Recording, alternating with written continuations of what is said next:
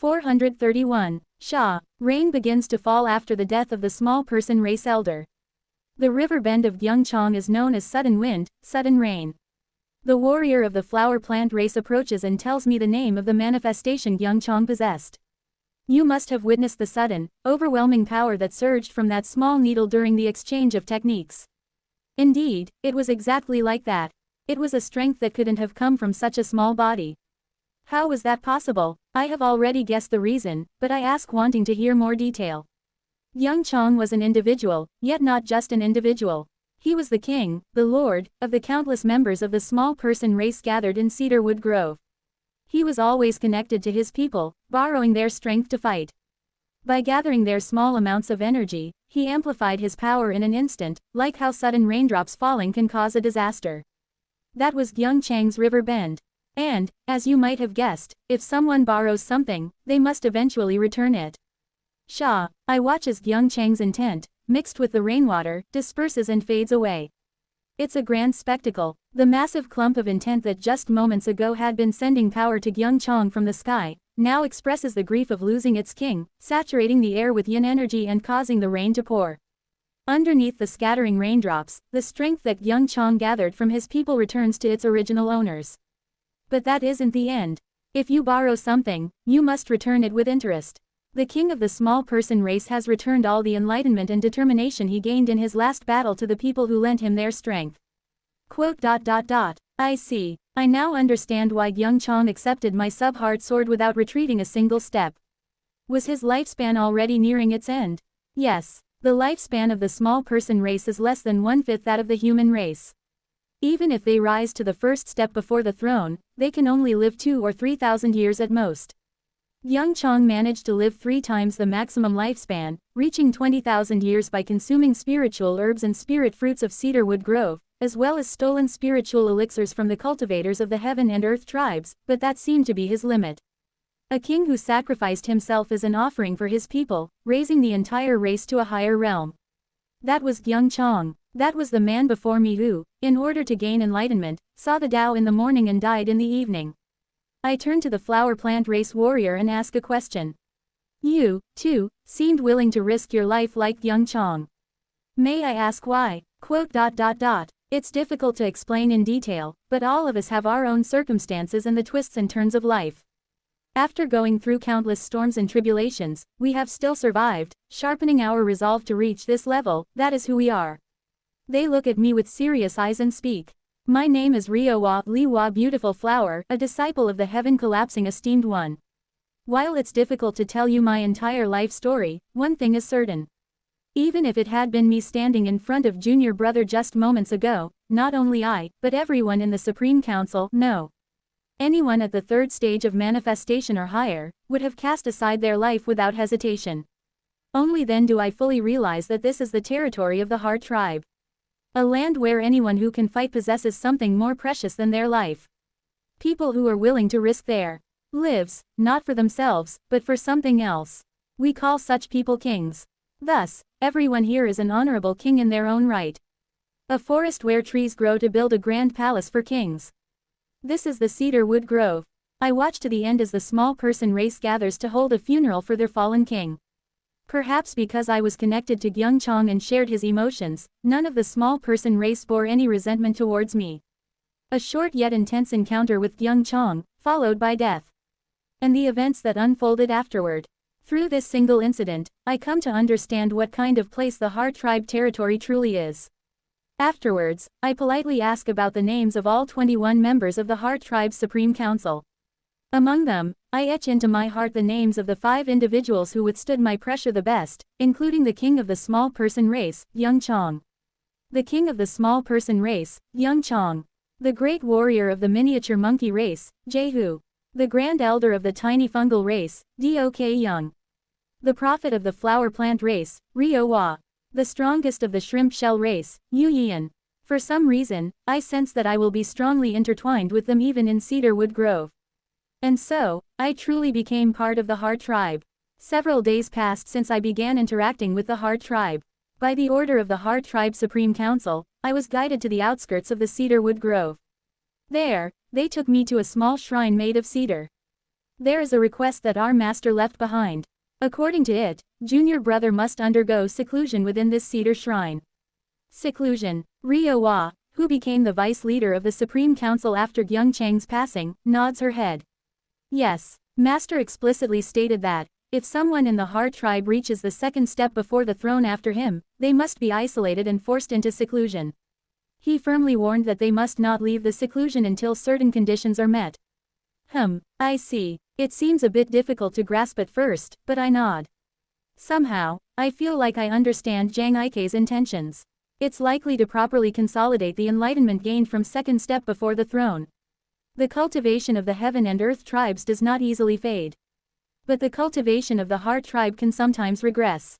Their cultivation relies solely on enlightenment, so if they forget their realization after rising in level, their realm can fall again. Jang Ik likely recommended seclusion to ensure that the enlightenment is fully internalized, preventing such loss. Inside the shrine made of cedar, which I enter following Ryo, is a formation that prevents any light from entering. As if they're trying to express an impression of distant emptiness. What is the condition for leaving seclusion? It's simple. Wo Wang. Ryo raises a small, low-grade spirit stone in her hand. When the energy contained in this low-grade spirit stone fills the entire interior of the shrine, you may leave. It's a task similar to filling an entire house with a single coin. After gauging the energy in the spirit stone, I nod and sit down in the center of the dark shrine.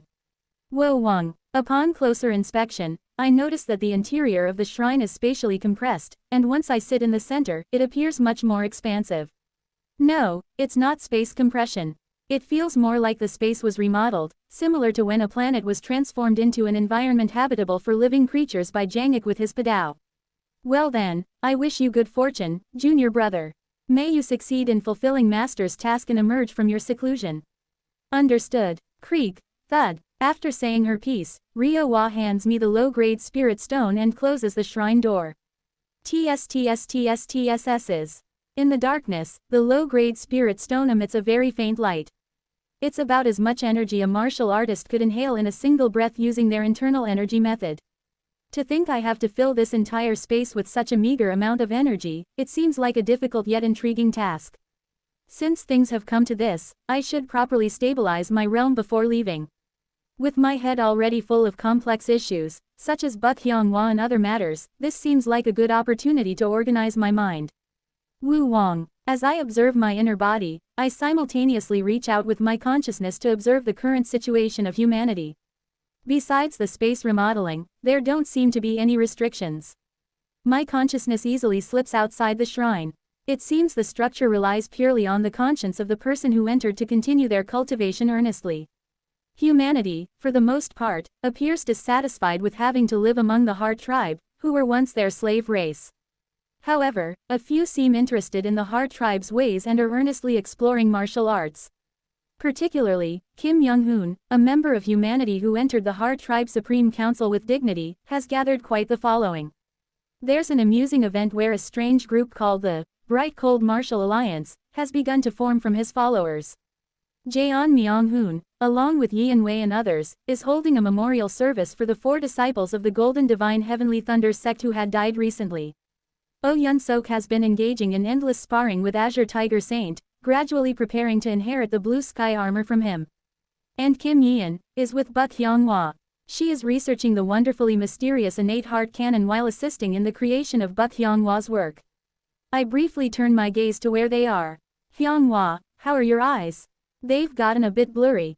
Buk Hyunghwa's curse is said to gradually dull all her senses until they are completely lost, eventually paralyzing her nervous system and killing her.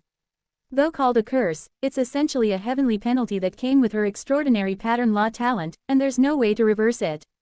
Last time, Kim Yeon asked me whether it might be possible to capture Buk Hyunghwa's soul in the same manner as the Mad Lord, using the power of the Nether Crossing ship's power source.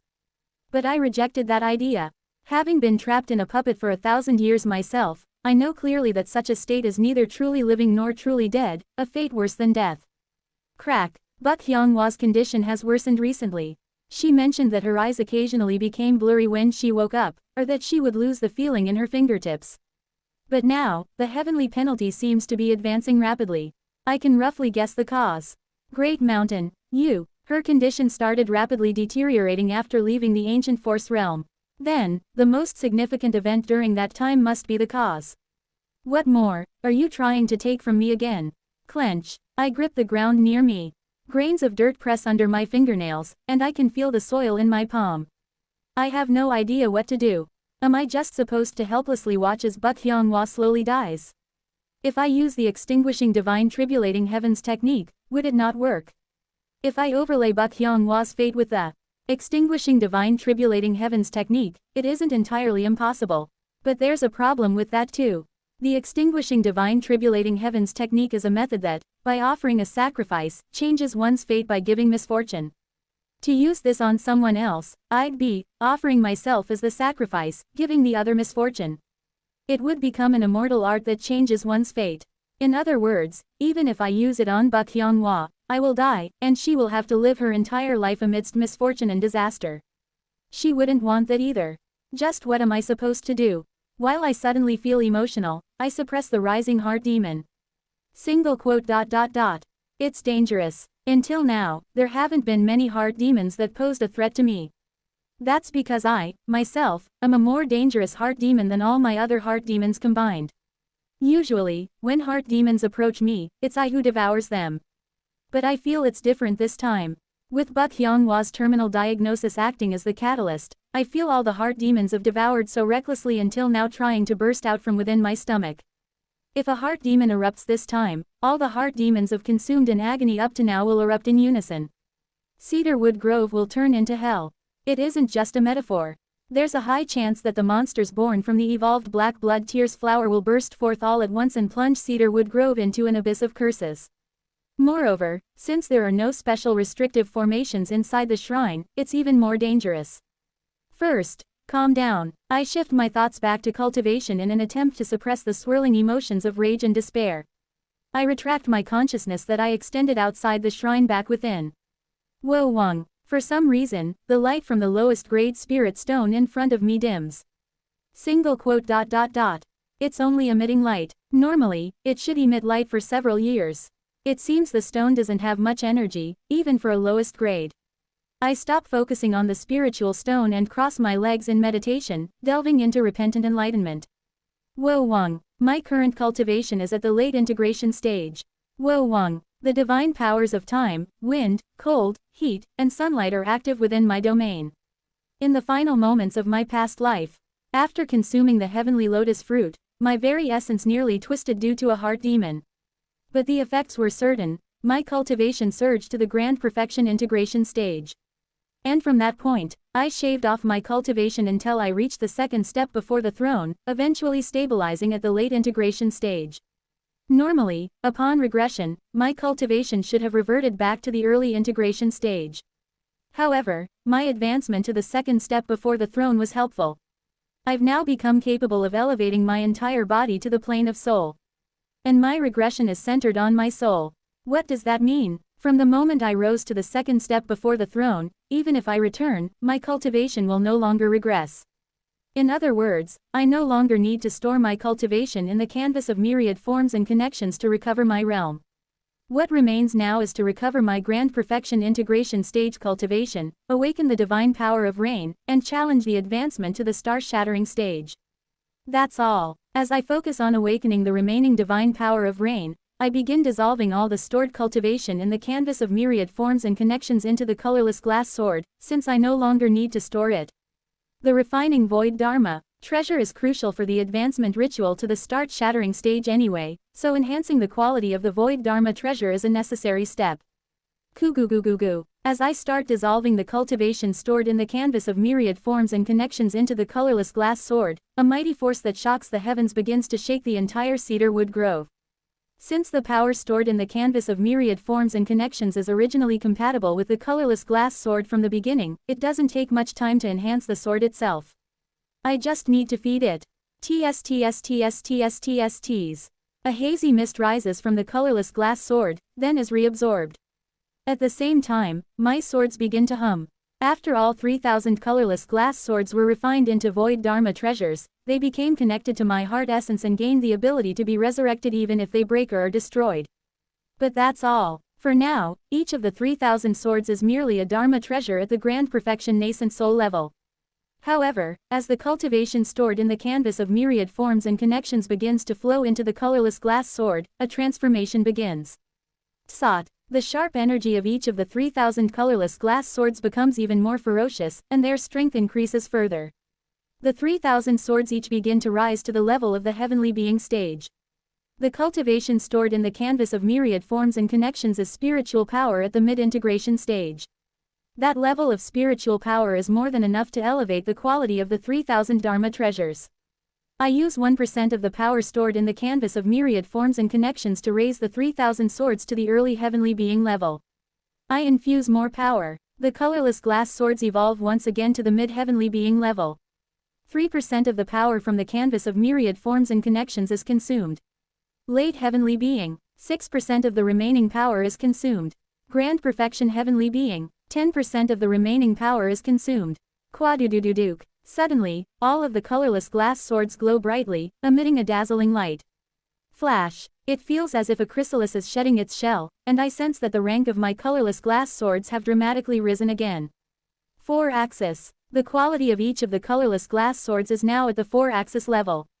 To get to this point, half of the cultivation stored in the canvas of myriad forms and connections has been used. I pour the remaining half of the stored cultivation into the 3,000 colorless glass swords. Pot. At that moment, all 3,000 colorless glass swords light up again and rise once more. Mid-4-axis. Dharma treasures at the 4-axis level are called out-of-standard Dharma treasures. Of course, there are Dharma treasures like the blue sky armor of the Azure Heaven creation sect that surpass even the power of 4-axis level Dharma treasures, but the term, out-of-standard Dharma treasure, lies in its qualification. From this level onward, without at least reaching the 4-axis stage, it is impossible to fully draw out the power of out-of-standard Dharma treasures, which is why they are called 4-axis level Dharma treasures.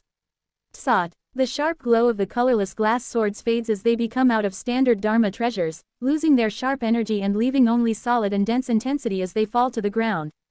To an untrained eye, they would appear merely as glass sword models, so ordinary that they can be mistaken for decorative items. But when I pick up one of the colorless glass swords that has fallen to the ground, it responds to my touch, emanating a sharp energy that can likely cut through the 4-axis canopy of a 4-axis stage cultivator.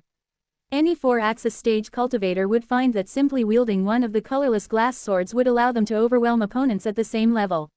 Wo Wang. I gather all the scattered colorless glass swords back into one and gaze at them in contemplation. I have fully infused all the stored cultivation from the canvas of myriad forms and connections into each and every sword, elevating them to the level of out-of-standard Dharma treasures. They haven't fully integrated with the cultivation yet. The rapid rise in their quality is likely the cause. If I take time to allow the cultivation to fully merge with the Dharma treasures, each of the colorless glass swords will eventually reach the grand perfection 4-axis level. The power they will unleash when combined into one, it's to the point that even thinking of testing it gives me chills. But that's not the most important thing. TSTSTSTSTSTSTSTs. I unfold the canvas of myriad forms and connections that now resides within the colorless glass swords. The colorless glass swords glow brightly, releasing a hazy mist around them. Around me, a web of myriad connections visible only to my eyes unfolds. Single quote. Now, I will never lose them again. Until now, losing the colorless glass swords also meant losing the canvas of myriad forms and connections, making it impossible to prevent the leakage of my memories. But now that the colorless glass swords have been refined into void Dharma treasures and are partially integrated with my heart essence, the canvas of myriad forms and connections has also merged with my heart essence. In other words, from now on, I will never again lose the canvas of myriad forms and connections. Embrace all connections and become impermanence. This is the enlightenment I came to upon reaching the second step before the throne. Literally, I have embraced all connections within my heart essence. The impermanence reached through filling is also emptiness. I observe the canvas of myriad forms and connections as I contemplate my enlightenment on impermanence. Originally a secret art for storing cultivation, the canvas of myriad forms and connections has now been completely emptied, revealing nothing but emptiness. As I gaze upon the connections within the completely empty canvas of myriad forms and connections, the enlightenment I previously only instinctively grasped now fully crystallizes. I see. Why does impermanence lead to emptiness? Many fundamentally misunderstand this. Emptiness Kong is not hollowness Shu. It doesn't mean being hollow, but rather being pierced through. Someone might look at an empty cave and think it's hollow. But if they walk to the end of the cave and continue to dig, what happens? The cave will pierce through to the other side of the mountain, becoming a path that connects where they are with another place. Piercing through a path that connects one to one another. That is the essence of emptiness, and that is the true enlightenment I attained regarding impermanence. To embrace all connections and become impermanence. That means embracing all connections and breaking through a path towards all connections. In seated detachment, entering hope, I trained with the goal of compressing my heart essence into a single strike. But training in this realm will be about going beyond emptiness, opening a path from my heart towards all my connections. I see, Jang Ik. I now understand why Jang Ik implanted his Padao into each and every heart tribe without distinction. Perhaps it's so he can connect with all of them. Pot. I gather the canvas of myriad forms and connections into one. The hazy mist shrinks to the size of the lowest grade spirit stone in front of me. Having poured all the stored cultivation into the colorless glass swords, the energy within the canvas of myriad forms and connections is now even less than that of the spirit stone. As I gaze at that energy, I clearly understand Jang Ike's task. Pot. The canvas of myriad forms and connections emits light. This light illuminates the entire shrine that is filled only with darkness. This light is the grace I received from understanding the hearts of my comrades from past lives. The shrine, once filled with nothing but darkness, is now filled with the light I have built up. From now on, just as this light erased the darkness, the emptiness in the shrine, I will continue to strive to understand the hearts of my connections. By doing so, this light will continue to grow. When the light grows and becomes as bright as the sun, I will finally reach the next realm. Illuminating the endless emptiness Gong Kong within my heart and filling the hollow Heo Shu. That is second step before the throne. The position where one erases the void Heagong Shu Kong with the heart. As thus, the name of this stage naturally settles in my heart. Void shattering Shu Kong Fen Sui. Filling the hollow heart through the path of connections and the grace received from them, reaching the realm where the emptiness is erased. Ah, I now realize I have fully entered void shattering. Inside the shrine of the cedar trees. There, along with impermanence, I comprehend the structure of the canvas of myriad forms and connections. The canvas of myriad forms and connections is a path. The timeline of my past. A path where the memories of those timelines intersect. And at the center of that path is Bukhyang Wa's Norige. I unconsciously extend my hand and grasp the connection with Bukhyang Wa's Norige. TSTSTSTSTST. Then, familiar memories surge like a flood. Ah, drip, drip, it's the memory from that time. The 10th cycle, that day, that final moment from back then. It remains so vivid. She, who appeared before me as a soul. Her heart, feelings, that almost touching sensation. The sentimentality of the kiss. The sense of liberation at the moment when the curse became a blessing. Ah, ah. As I feel the tears streaming down, I fully understand Jang Ike's intention. Those who reach the realm of void shattering must all realize emptiness. Just as the answer to the heart sword differs for each person, so too does the answer for emptiness. But one thing is certain. People always forget emptiness so easily. Whether it is breaking through or emptying out, emptiness is something forgotten far too easily. As is the grace received from others. Until now, I thought I remembered everything through the canvas of myriad forms and connections. But now I understand how arrogant and foolish that thought was. I haven't truly remembered even a single thing. Though I may not have forgotten the memories, have I ever truly remembered the feelings from those moments? Along with the connection to Bukhyang Wa's heart, the hearts of countless others. Memories of the time spent with them flood into my chest. The moments I spent cultivating summoning wind, dragon transformation with Seo Ran, sharing both hardships and joy. The moments when I taught my disciples, telling them to live. As I recall the emotions in each of those countless moments, I gaze at the Norige connected to me. Wo Wang. Through the Norige, the emotions of someone else, not mine, begin to flow in. The current owner of the Norige. The heart of this cycle's Bukhyang Wa is flowing into me. As I faintly feel the emotions of this cycle's Bukhyang Wa, I finally begin to understand, even a little, her feelings as she faces her impending death. I will complete it, no matter what.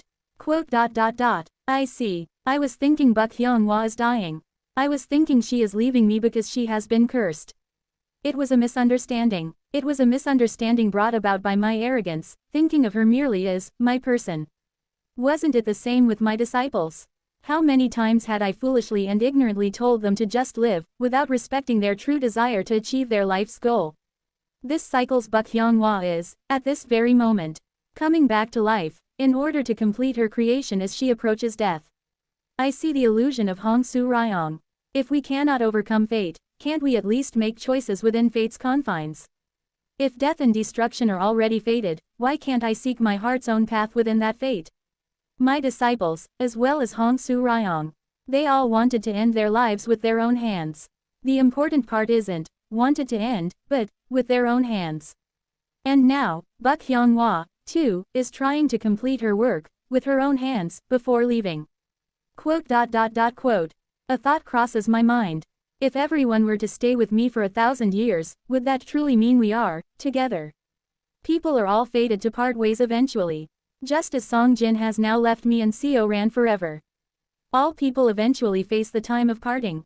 If that is the case, until that time comes, respecting each other as much as possible and remaining in each other's hearts. Would that not be the true way to be, together, forever? Pot. I open my eyes and see the dancing light from the canvas of myriad forms and connections grow stronger. Quote. Yes, I have made up my mind regarding Bak Hyung-wha. Let's prepare for the farewell. I will do everything I can to find a way to prevent the curse, but if that's not possible, I will bid her farewell in her final moments. I will stay with her as much as I can and send her off as a comrade of this cycle. Step, clearing my heart and heart demons, I step out of the shrine. As I organize my Dharma treasures, I fully rise to the realm of void shattering. And I resolve my attitude towards Bak Hyung-wha, as well as all the connections that will eventually leave me. Creek, both coming and going are their wills. If the fate that cannot be avoided tries to take away my connections, I will be sorrowful, but let's not fall into despair. I will try to protect them, but let's not obsess over them. While respecting their lives, let's cherish the remaining time even more. Creek. It's when I close the door of the shrine. Kim Yeon appears before me. It's been 10 years. Quote. At those words, I turn around. At the same time, Pasasasik, the cedar shrine I just left crumbles into dust. It has suddenly weathered away. As if Jangik had worked some trick. Quote. I see. Only then do I understand why, even though it was the lowest grade spiritual stone, its light went out so quickly. From the moment I focused my consciousness inside the shrine, my cognition had been distorted, and time had passed incredibly fast. Quote. In these 10 years, there was a great event. She speaks as she walks away. For now, let's go to Hyung-wha. I'll explain on the way. All right. With a relaxed smile, I ask her. A great event you say? What exactly was it? First, in the Heart Tribe territory, sacred.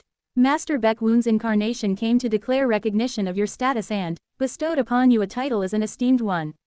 Chapter 432, Her 4. My title. It seems they are referring to a title similar to that of Heaven collapsing esteemed one Jang-ik, a sobriquet for an esteemed one. So, the rumor that the title of an esteemed one is bestowed by the sacred master is true.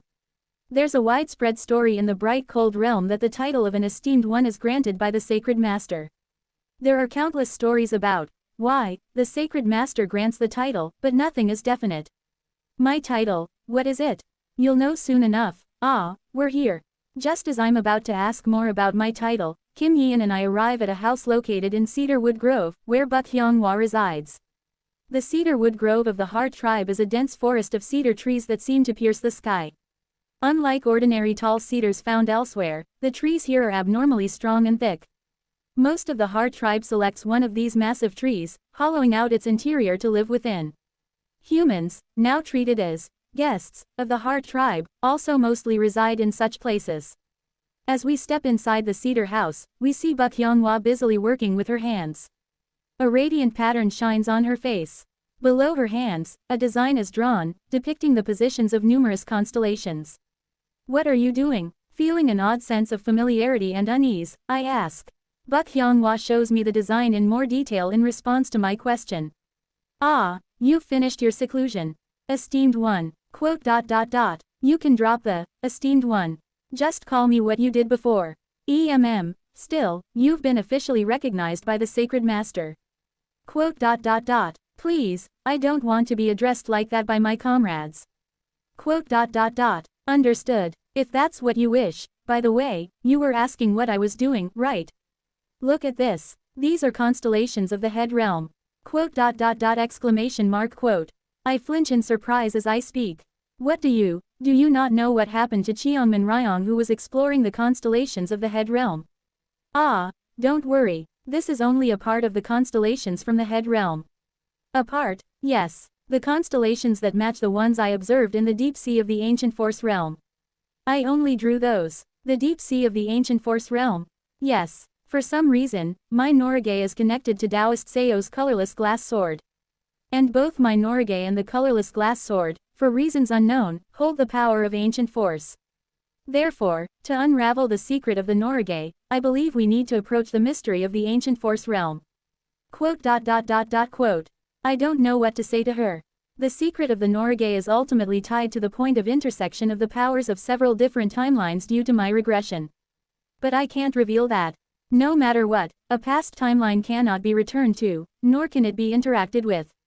Therefore, her efforts are ultimately futile. But I can't say that it like that. Instead, I ask her another question. Is there any proof that the colorless glass sword and the Norige specifically possess the power of ancient force? The colorless glass sword undoubtedly contains the records of my previous cycles. However, how can my previous cycles be related to the power of ancient force, the power of a perished world?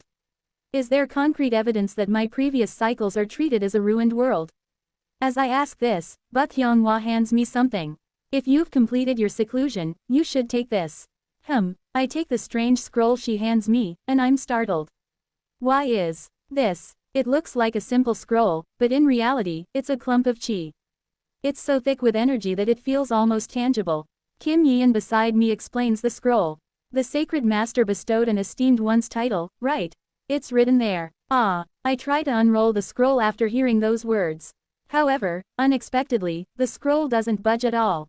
Kim Yeon continues explaining. The sacred master's incarnation said that the scroll can only be opened by breaking it with a single strike of an esteemed one. Once you accept the contents, you'll be officially declared as an esteemed one of the bright cold realms, proclaimed to the entire middle realm.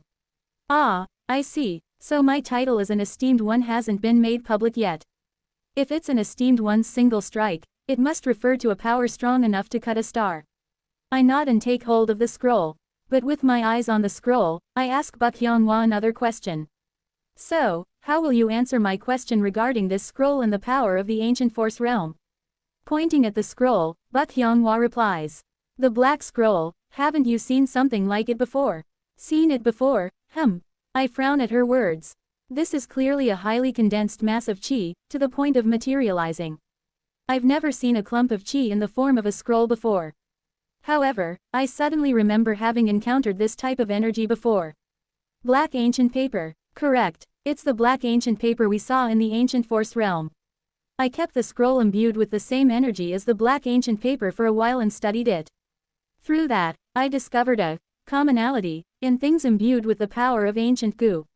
A commonality? Yes. Everything that contains the power of ancient goo is related to one thing, dreams.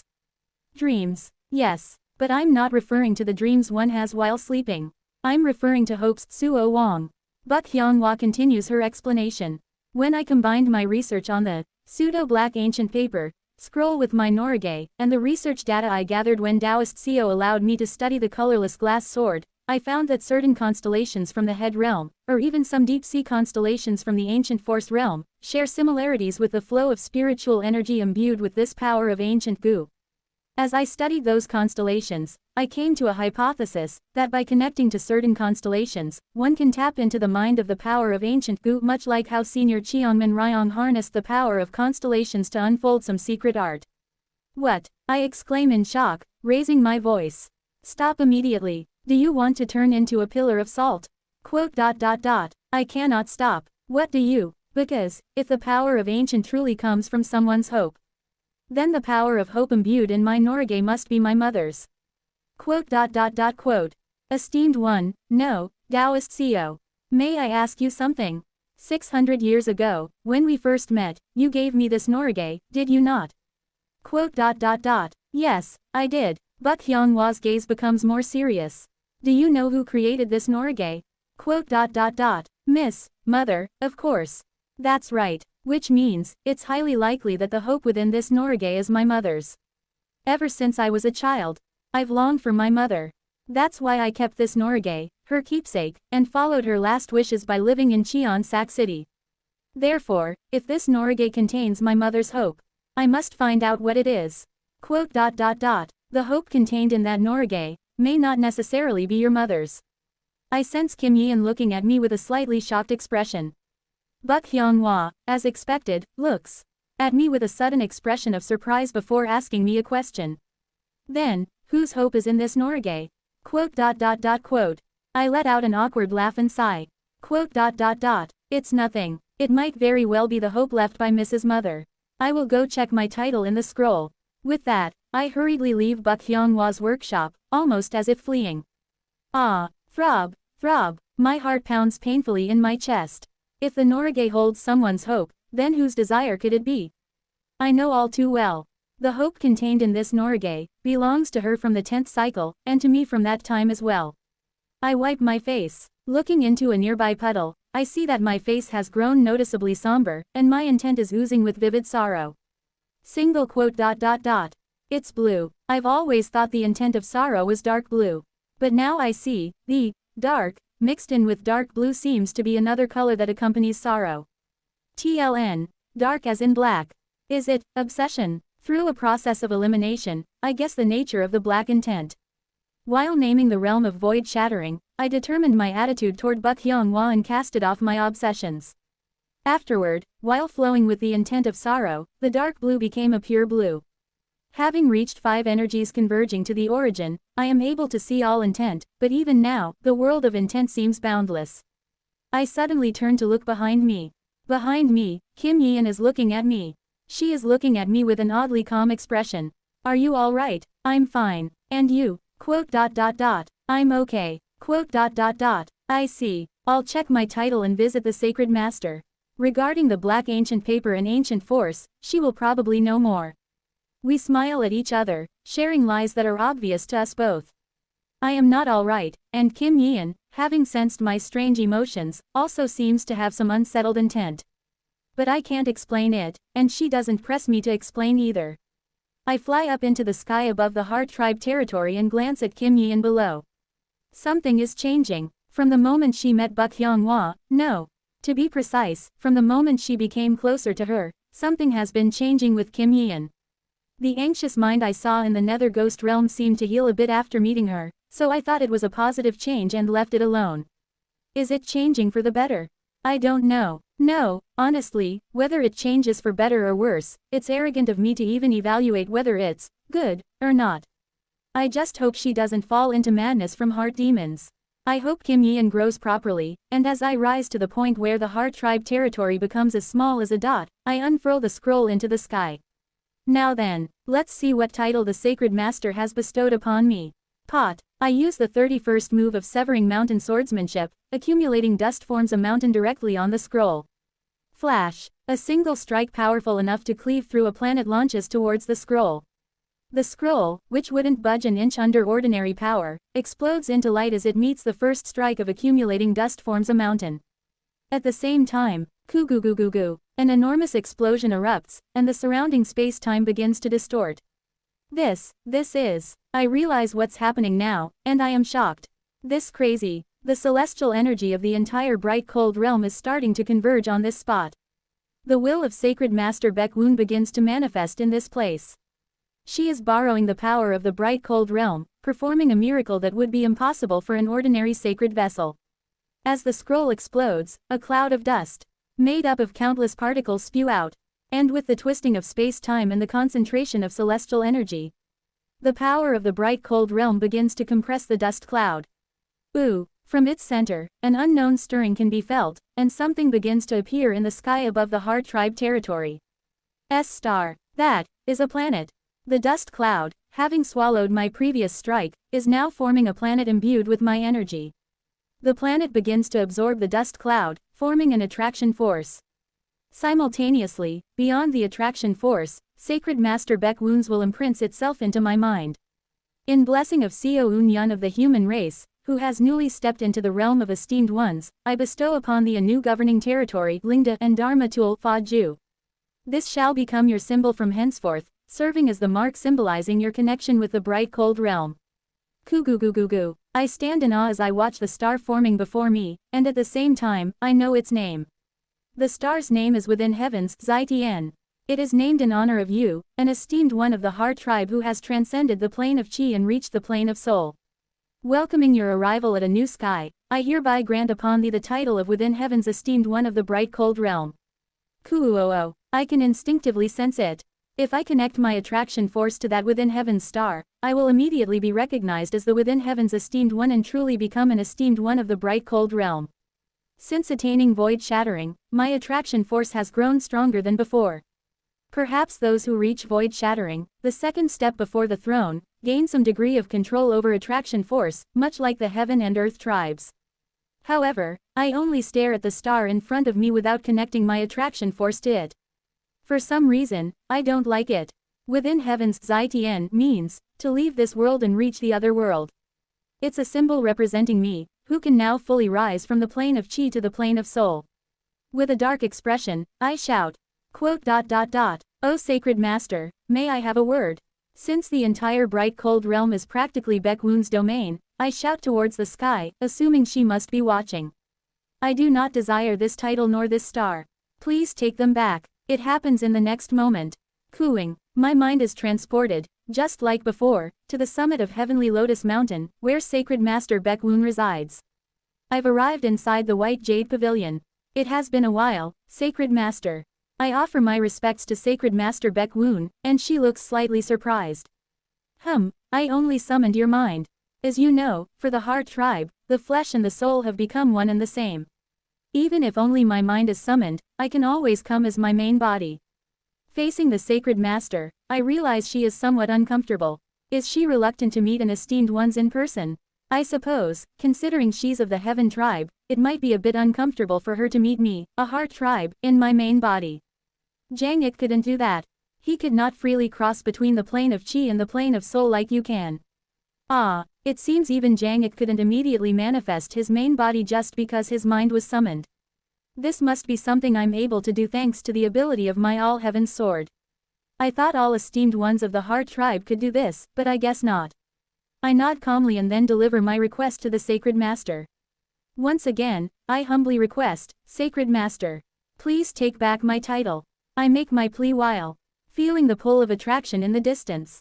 As soon as my main body moved closer to the Sacred Master, the within heaven's star above the heart tribe territory began moving towards me. Is the star actually using the ground shrinking technique to come? The star itself is bending space with attraction force as it heads in my direction. It will probably reach here soon. Sacred Master Baek-woon asks curiously. Why do you reject it? The within heaven's star bestowed upon you, much like the heaven collapsing star I granted Jang Ik, is inscribed with the spell of ground shrinking. It will enable you, as a heart tribe, to traverse boundless spacetime just like the star-shattering esteemed ones of the heaven and earth tribes. I apologize, but even if it is something so grand, I cannot accept it. Why not? That is, I respond, feeling the boundless vision granted by the realm of void shattering. I was able to reach this realm thanks to my connections. As such, I wish for the name by which others call me to contain the meaning of those connections. This is not a realm granted by pleading with the heavens. This is a realm reached by accumulating connections. The will that has settled in my heart ever since the day I attained ultimate pinnacle. How many times did I cry out to the heavens? The heavens did not answer me. How many times did I ask the heavens for help? The heavens only brought me calamity and suffering. Heavens above, I despise the heavens. I deny the empty heavens that have taken from me, again and again. It's not simply saying that I hate my fate. The heavens also mean true immortals. Even now, the hatred and anger toward the owner of Great Mountain, who has taken everything from me, have not subsided. In such a state, I have not even the slightest thought of accepting a title related to immortality, fate, or heavens.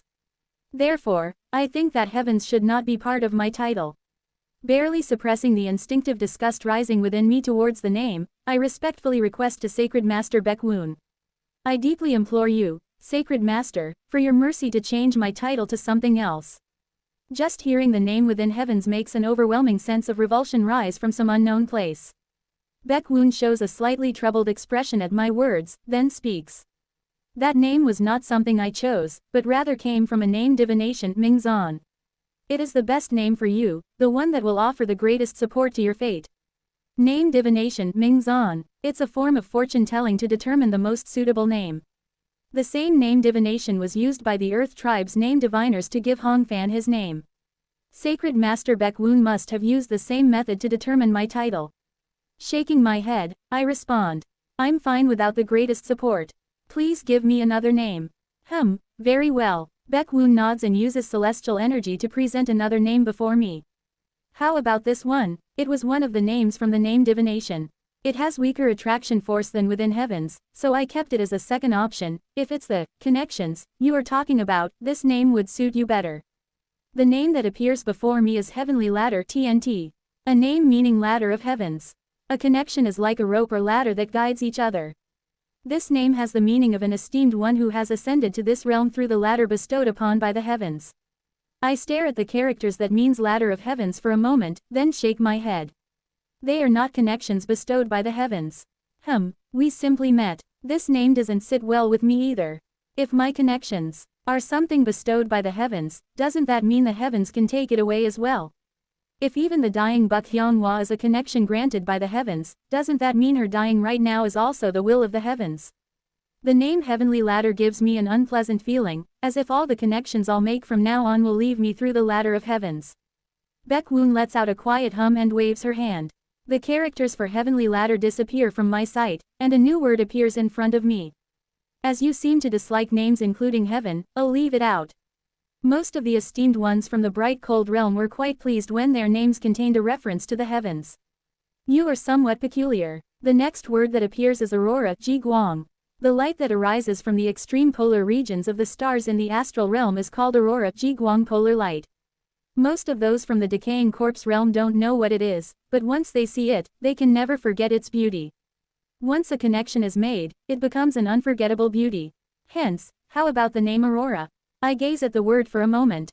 It's a good name, but be wary of light. Suddenly, the words of those who warned me many times flash through my mind.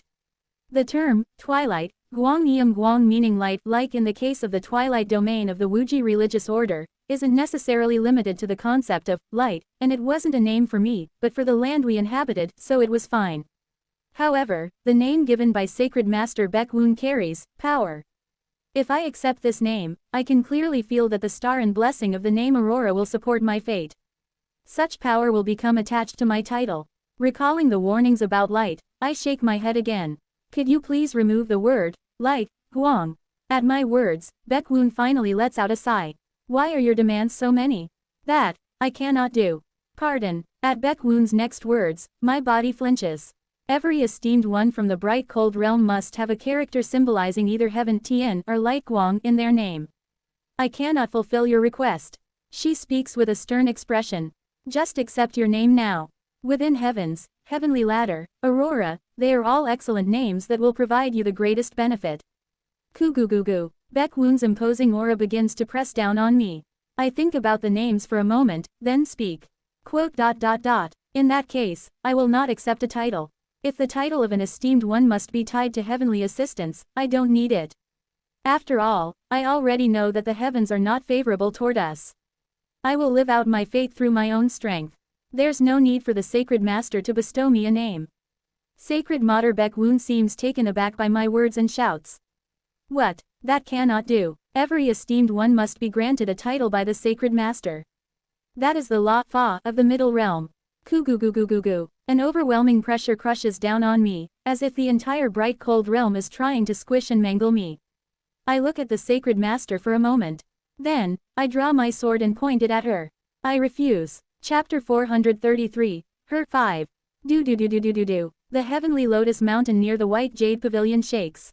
Are you saying right now that you're going to oppose me? How could I possibly oppose the Sacred Master? Yet you raise your sword. It is merely for my own protection. I look calmly at Sacred Master Baekwoon and speak. If you must bestow a title upon me, then please explain the reason why. Until then, I cannot accept such a name. Very well, I shall explain. Her explanation continues. Are you familiar with the structure of the heavenly domain? I implore for the sacred master's detailed guidance. Wo Wang. The surroundings begin to change. Sacred Master Baek-woon projects an illusion, seemingly miniaturizing the entire celestial system of the heavenly domain for display. Tiny mesh-like structures resembling clusters of galaxies are scattered all around. This is the sun and moon heavenly domain we are within. While most divided between the astral realm and the decaying corpse realm, the truth is that the size of the astral realm far exceeds that of the decaying corpse realm. Wu Wang. A faint attraction force starts to gather within the illusion she created. At the same time, I notice the flow of attraction force in various parts of the illusion. The attraction force is distorting various parts of the heavenly domain. Due to the attraction force emitted by stars, the heavenly domain is distorted in many places.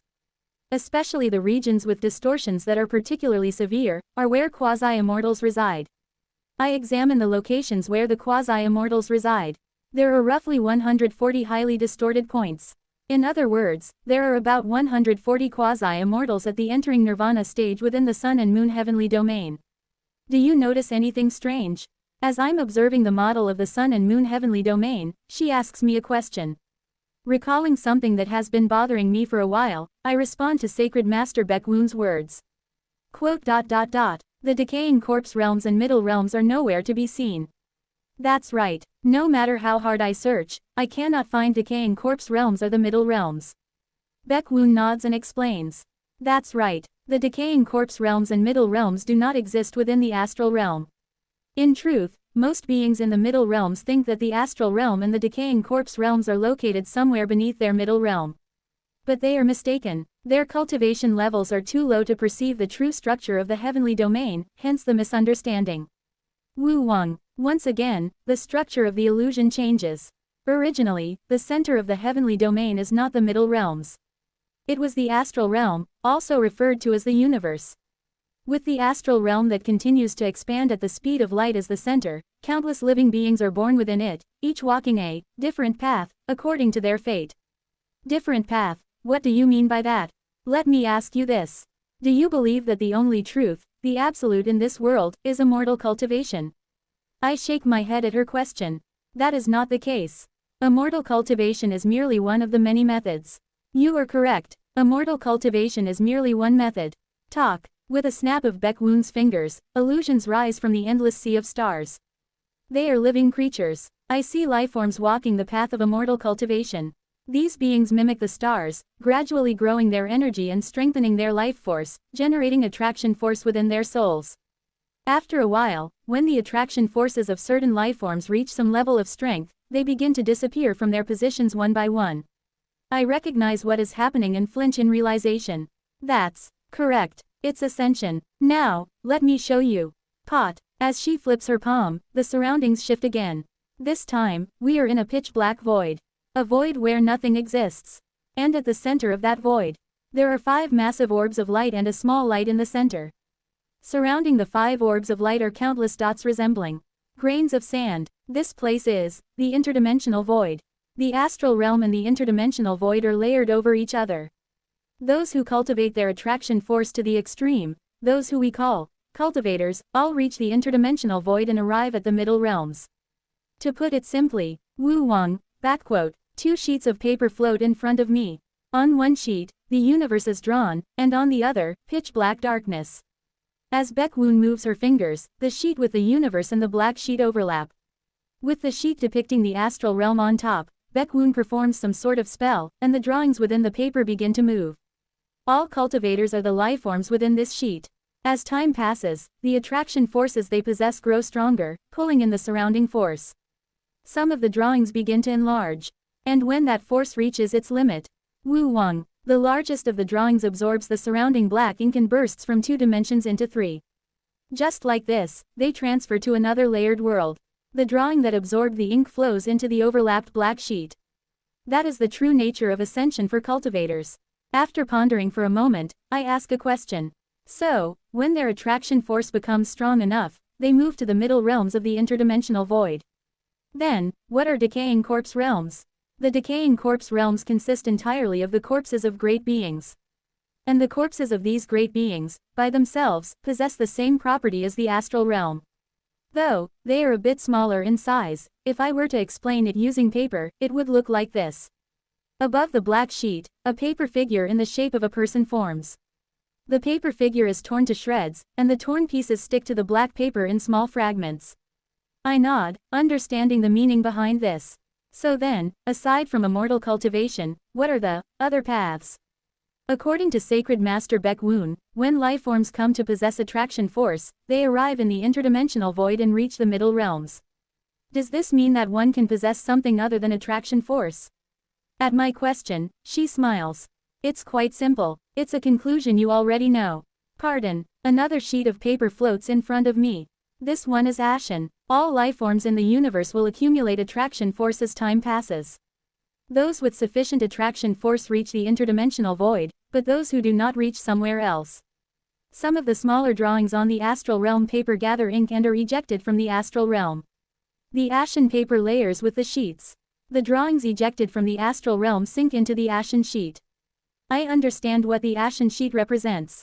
The underworld. That's right. She is explaining that the astral realm is layered over both the interdimensional void and the underworld. If her explanation is correct, it makes sense why those who practice ghost path methods in the bright cold realm can connect to places like the outskirts of the netherworld. It's because they are layered. So, the structure of the heavenly domain is such that the underworld and the interdimensional void are layered with the astral realm as the core. When I ask, Sacred Master Baek-woon shakes her head. That's not the end. Snap. 2 more sheets of paper appear. With the astral realm as the center, the interdimensional void and the underworld are layered. Those who cultivate attraction force reach the interdimensional void, while those who fail are drawn into the underworld after death. However, by adjusting the changes of attraction force, one can reach yet another place. One of the sheets is covered with countless lines, forming a net as if trying to cage the entire universe. I recognize the identity of that net-like paper. Star veins. Adjusting the changes of attraction force, are there cultivation methods for that? No, the changes of attraction force cannot be cultivated by normal living beings. If the underworld and the interdimensional void are where cultivators and living creatures go, this place is where stars reach. Stars. That's right. The stars that make up the astral realm and the passage of time in this world are regulated from that world. That world is the river of time, the source river, or also called the fate realm, Yunjia. I see. I understand the meaning of Sacred Master Baek-woon's words. The world called the source river is the domain of the heavenly venerable of time. The source river is where things that are not living creatures, the souls that are not fully formed, the non-living go to. There's no need to concern yourself with the source river. The remaining one place is more important to living beings like us. Wu Wang. At her words, I focus on the last sheet of paper. That paper is filled with a kaleidoscope of all of heaven's natural colors. The flower realm, also known as the Eastern Heaven Flower Field, is a strange dimension. If living beings in the astral realm die and go to the underworld, and the non-living from the astral realm go to the source river to be regulated, then the Eastern Heaven Flower Field is the world that returns the non-living from the source river and the souls from the underworld back to the astral realm. I see. In any case, these 5 different dimensions layered together form a single heavenly domain. The vast majority of heavenly domains share this same structure. As I grasp the structure of the heavenly domain, I understand the true nature of my star vein eye. I see. Just as nether perception senses the outskirts of the netherworld, the star vein eye senses outskirts of the source river, the domain of the heavenly venerable of time. I initially thought I obtained the star vein eye simply by studying the attraction force between the star veins and stars. However, perhaps it isn't something I gained on my own but rather granted to me by the heavenly venerable of time. No, more precisely, because his immortal treasure, Young Sung, granted me permission that I came to possess it. In that case, the senses of the star vein eye seem to be something that will be impossible for anyone else to acquire, barring very exceptional circumstances. I organize my thoughts and ask a question. So, what is the relationship between the Sacred Master's bestowal of titles and the structure of this heavenly domain? In response to my words, Sacred Master Baek-woon erases all the surrounding illusions, leaving only the 5 sheets of paper floating in front of me. These 5 worlds, layered and stacked, form the heavenly domain. SSSSS. The 5 sheets of paper layer together, appearing like one slightly thicker sheet of paper. As I nod, Sacred Master Baekwoon causes the paper to change. The ink within the paper gathers, forming a small sphere the size of a finger. With the sphere as the center, a distortion occurs around it. When a life form's strength exceeds a critical point, it transcends dimensions like this. Now, let me ask you something. This ink sphere here, which world does it belong to? Since it transcended the flat surface and became three-dimensional, you could say it belongs to all the worlds. Correct. Now, here's another question. The ink, having gathered and transcended dimensions, now belongs to all the domains layered within this paper. In that case, where will this ink ultimately belong? Question mark. What do you mean? Isn't the ink sphere something that transcended the flat surface of the paper? Wrong. As long as its essence remains just ink, it can always be reabsorbed by any one of the sheets of paper. Sururuk. The ink sphere that had popped out into the three-dimensional world is reabsorbed by the ashen paper. I feel chills as I witness the scene. I understand what Sacred Master Baekwoon is trying to say. The ceremony of bestowing a title upon you is to anchor you to relatively safe places like the interdimensional void or the astral realm. Right now, you're like that ink sphere. You've transcended the plane, but because of that, you're in a position where you can be reabsorbed into any place. In other words, from the moment you entered that realm, you've been at risk of falling into places like the underworld, the Eastern Heaven Flower Field, or the Source River, places where ordinary beings cannot survive. Shiver. That means, I recall the heavenly venerable of the underworld who once pursued me during my regression. The oldest existence, the deepest darkness. That meant that I could, at any moment, fall into the boundless darkness where that being sought to taxidermize me for eternity. If I fall into the underworld, I will surely die, but wouldn't I be able to survive if I fall into places like the Source River or the Eastern Heaven Flower Field? Heh, you're optimistic. Didn't I tell you that the Source River is where the non-living, not living creatures go? You did. If a living creature enters there, they will be transformed into a non-living, by the laws of that place. Rationality will be forcibly erased, and they'll be expelled into the astral realm as nothing more than cosmic dust. Do you think the Eastern Heaven Flower Field is any different? The Eastern Heaven Flower Field is far more closely linked to the underworld and the Source River than places like the astral realm or the interdimensional void. If you fall into the Eastern Heaven Flower Field, you'd better worry about being dragged into the underworld than about escaping. She looks at me sternly, dispelling all the illusions as she speaks. Accept it. The bestowal of a title is solely for your protection.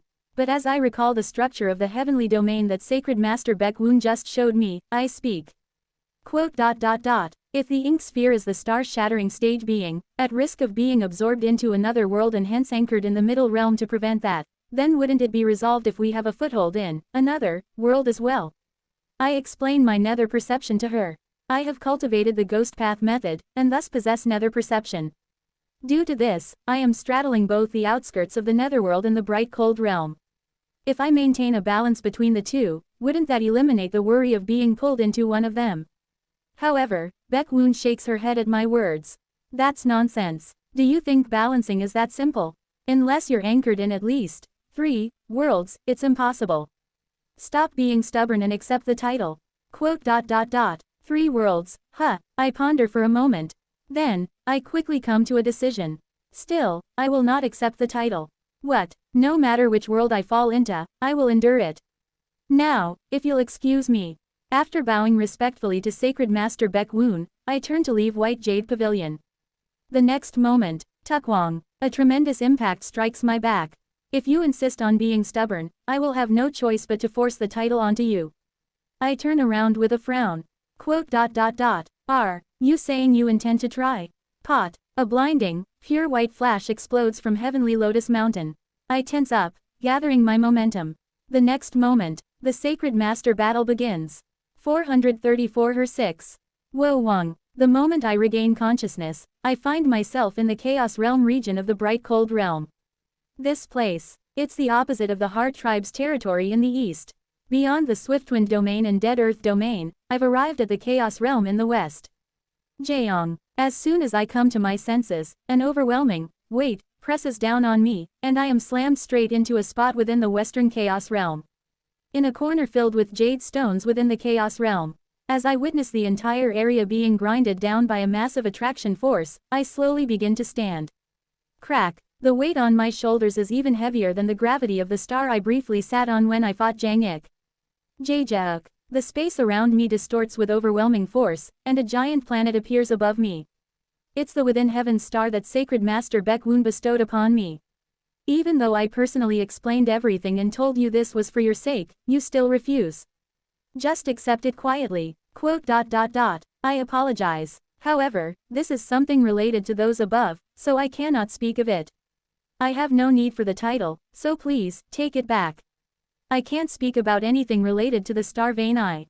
Just like with Zhengli or the phenomena extinguishing mantra, I've experienced firsthand how painful it can be to carelessly reveal anything involving true immortals. That will not do. Pardon. Listen well, Seo Eun-yun of the human race. Kugugugugugu. An immense power starts concentrating in the chaos realm. At the same time, the entering heaven star floating above me is trying to forcibly connect with me. You are my successor. Exclamation mark question mark quote. Startled, I look up at the sky. In 600 years, no one has achieved the late integration stage with the cultivation of the heaven and earth tribes and reached the 5th stage of manifestation of the heart tribe. I've neither heard of nor seen such a being. Though your growth may be a bit slower compared to the golden divine, he focused solely on the heaven tribe's cultivation. In pure talent, you surpass the golden divine. There seems to be a misunderstanding. Whether it's a misunderstanding or not doesn't matter, as the results speak for themselves. Resisting the increasing pressure of the within heaven star, I struggle to prevent it from connecting with me. You surely have the potential to reach the sacred vessel stage. For that reason, you were born with the fate of becoming the sacred master of the bright cold realm after me. Thus, as the current sacred master of the bright cold realm, I have every reason to bind you to this realm as my successor. I don't even have time to respond. This is the sacred vessel stage. I grit my teeth as I barely withstand the pressure of the within heaven's star. These are beings who control their own middle realm. Beings who, within their star system, are monsters that wield power close to omnipotence. The fact that I was instantly transported from heavenly Lotus Mountain to the chaos realm, and I'm now being crushed by an increasingly overwhelming pressure that I am unable to resist, is a display of the overwhelming disparity. Accept it. Seo Eun-yun, if you become the sacred master, the human race will become the dominant race in the bright cold realm. The tall tree race, who don't know their place and all they do is pollinate when bored, could be burned as firewood by your people. The paired wings race as mounts, the fungal bone race as snacks, the rotting owl race as toys, and the fighting ghost race as foot rags. No one would dare to speak against you.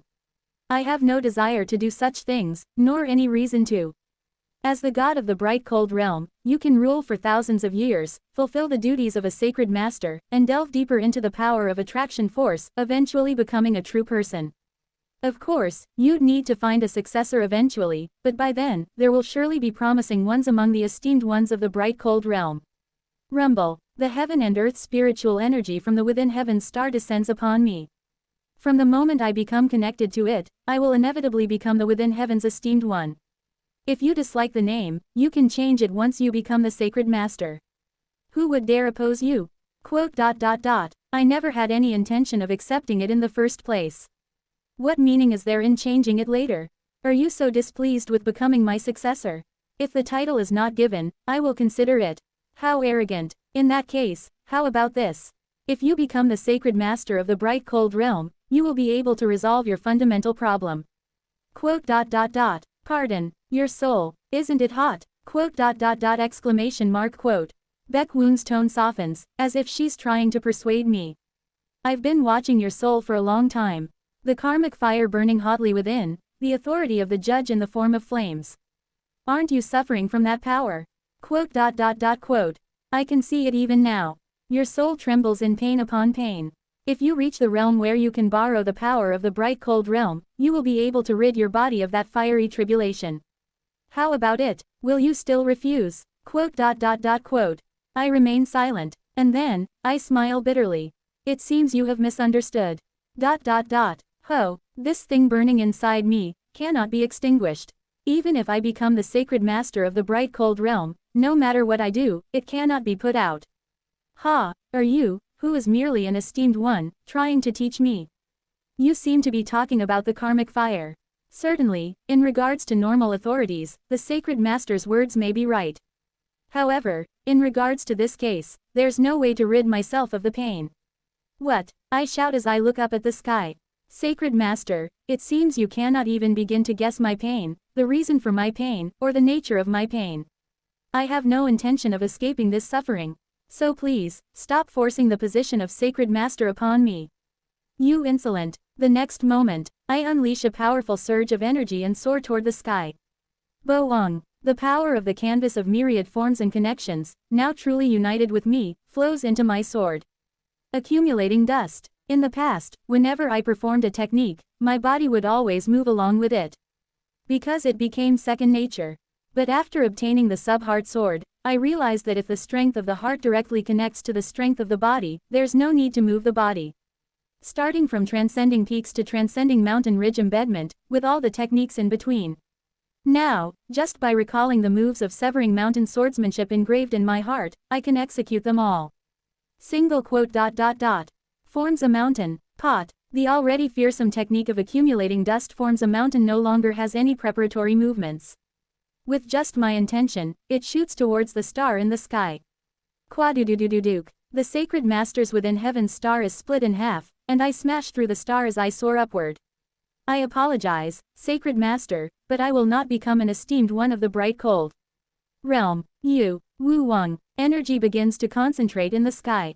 Then, a very familiar scene unfolds. Zhejiang. The sky splits in two. Simultaneously, Sacred Master Baek Woon's gaze envelops the chaos realm where I am. A sight reminiscent of the descent of the owner of heavenly punishment. Though it doesn't carry the same mind-crushing pressure as it did then, its appearance is eerily similar. Her intent can't be read. Come to think of it, it has always been like this. The hands and feet of the Blood Yin esteemed one. The esteemed ones I encountered in the lightning sacred sea. And now, Sacred Master Baek Woon. None of their intent could be read. It may be that beings at the realm of an esteemed one and above, when entering full combat readiness, become unreadable in terms of intent. But that doesn't mean they have no intent. When I stood face to face with Sacred Master Baek Woon earlier, I could read her intent to some degree. They, too, have a heart, and they have emotions. Without a doubt, and if they have a heart, they can surely feel pain. I prepare for my counterattack and boldly lock eyes with Baek Woon's gaze. Baek Woon said that I am suffering from pain. She must have seen the karmic fire burning within me. But she misunderstood something. The karmic fire inside me has long since been extinguished. Then, what is it that still burns within me, causing me suffering? Isn't it obvious? It's me. Strangely enough, ever since I encountered the owner of Great Mountain and the order was annihilated, the karmic fire was immediately extinguished. I don't know why, but it doesn't seem like the owner of Great Mountain extinguished it for me. I still can't tell what the conditions are for the karmic fire to go out. But one thing is certain. Even though the karmic fire is gone, I am still in pain. What now burns inside me is not the karmic fire. It's my canvas of myriad forms and connections. It is remembering the pain of the karmic fire and giving it to me. Thus, what is burning my soul now is not the karmic fire. This is my own guilt. As the sacred master of the bright cold realm, I command thee. She begins to exert her power. I raise my sword. At the summit of Heavenly Lotus Mountain, in the white jade pavilion.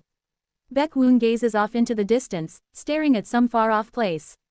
Crackle, crackle, lightning spears embedded in her body flicker. Twitch, her brow furrows slightly. In her consciousness, she feels the presence of Seo Eun-yun in that distant place, clashing against her authority. Earthquakes and tsunamis are triggered.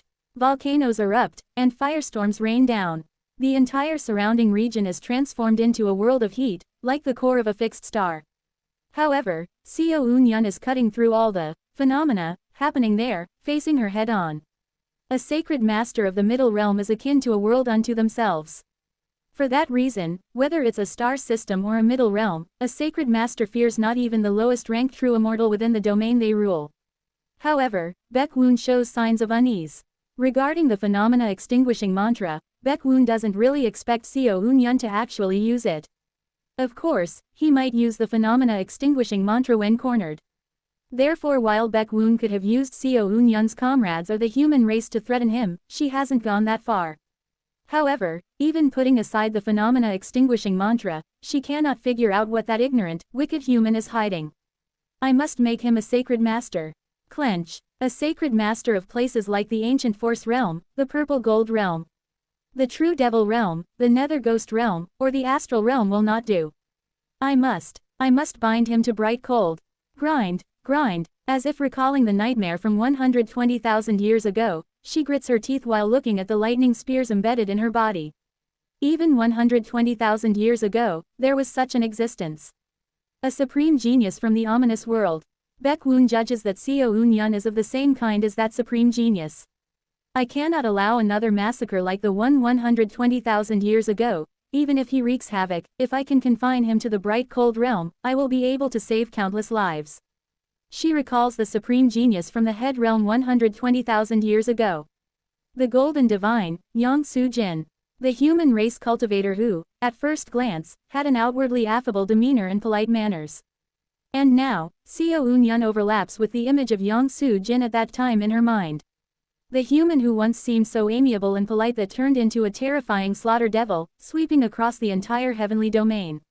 Recalling the time when all sacred masters and true persons of the sun and moon heavenly domain had to unite just to face Yang Soo-jin's ring finger, Baek Woon trembles. Even if I have to sacrifice my position as sacred master, even if I have to turn the bright cold realm into hell, I must confine him. Despite everything she suffered at the hands of Yang Soo-jin, she does not hate him. After all, Yang Soo-jin's atrocities were not entirely his fault. Having cultivated the attraction force of fate and taken on the role of sacred master, she understands. Life is something that cannot be controlled by a mortal's will. Thus, Baek Woon believes that if someone becomes a slaughter devil, it's because fate has cast them in such a role, and it's not entirely the slaughter devil's sin. And in Baek Woon's eyes, Seo Eun-yun's behavior more or less resembles Yang Soo-jin's. Therefore, Seo Eun-yun is highly likely to walk a similar fate to Yang Soo-jin. I must bind him. Recalling that nightmare, Baek Woon swears to do whatever it takes to narrow the scope of Seo Eun-yun's massacre. That is my duty, entrusted to me by them when I took on the position of sacred master. Wo Wang, the wings that have appeared around Baek Woon shine brightly. Give up. Accept it. Querelarak. Behind her, a black ancient paper floats into view. On the black ancient paper are written the titles of countless esteemed ones. You shall inevitably become the sacred master of the bright cold realm. Her gaze pierces through tens of millions of li, locking onto Seo Eun-yun in the chaos realm.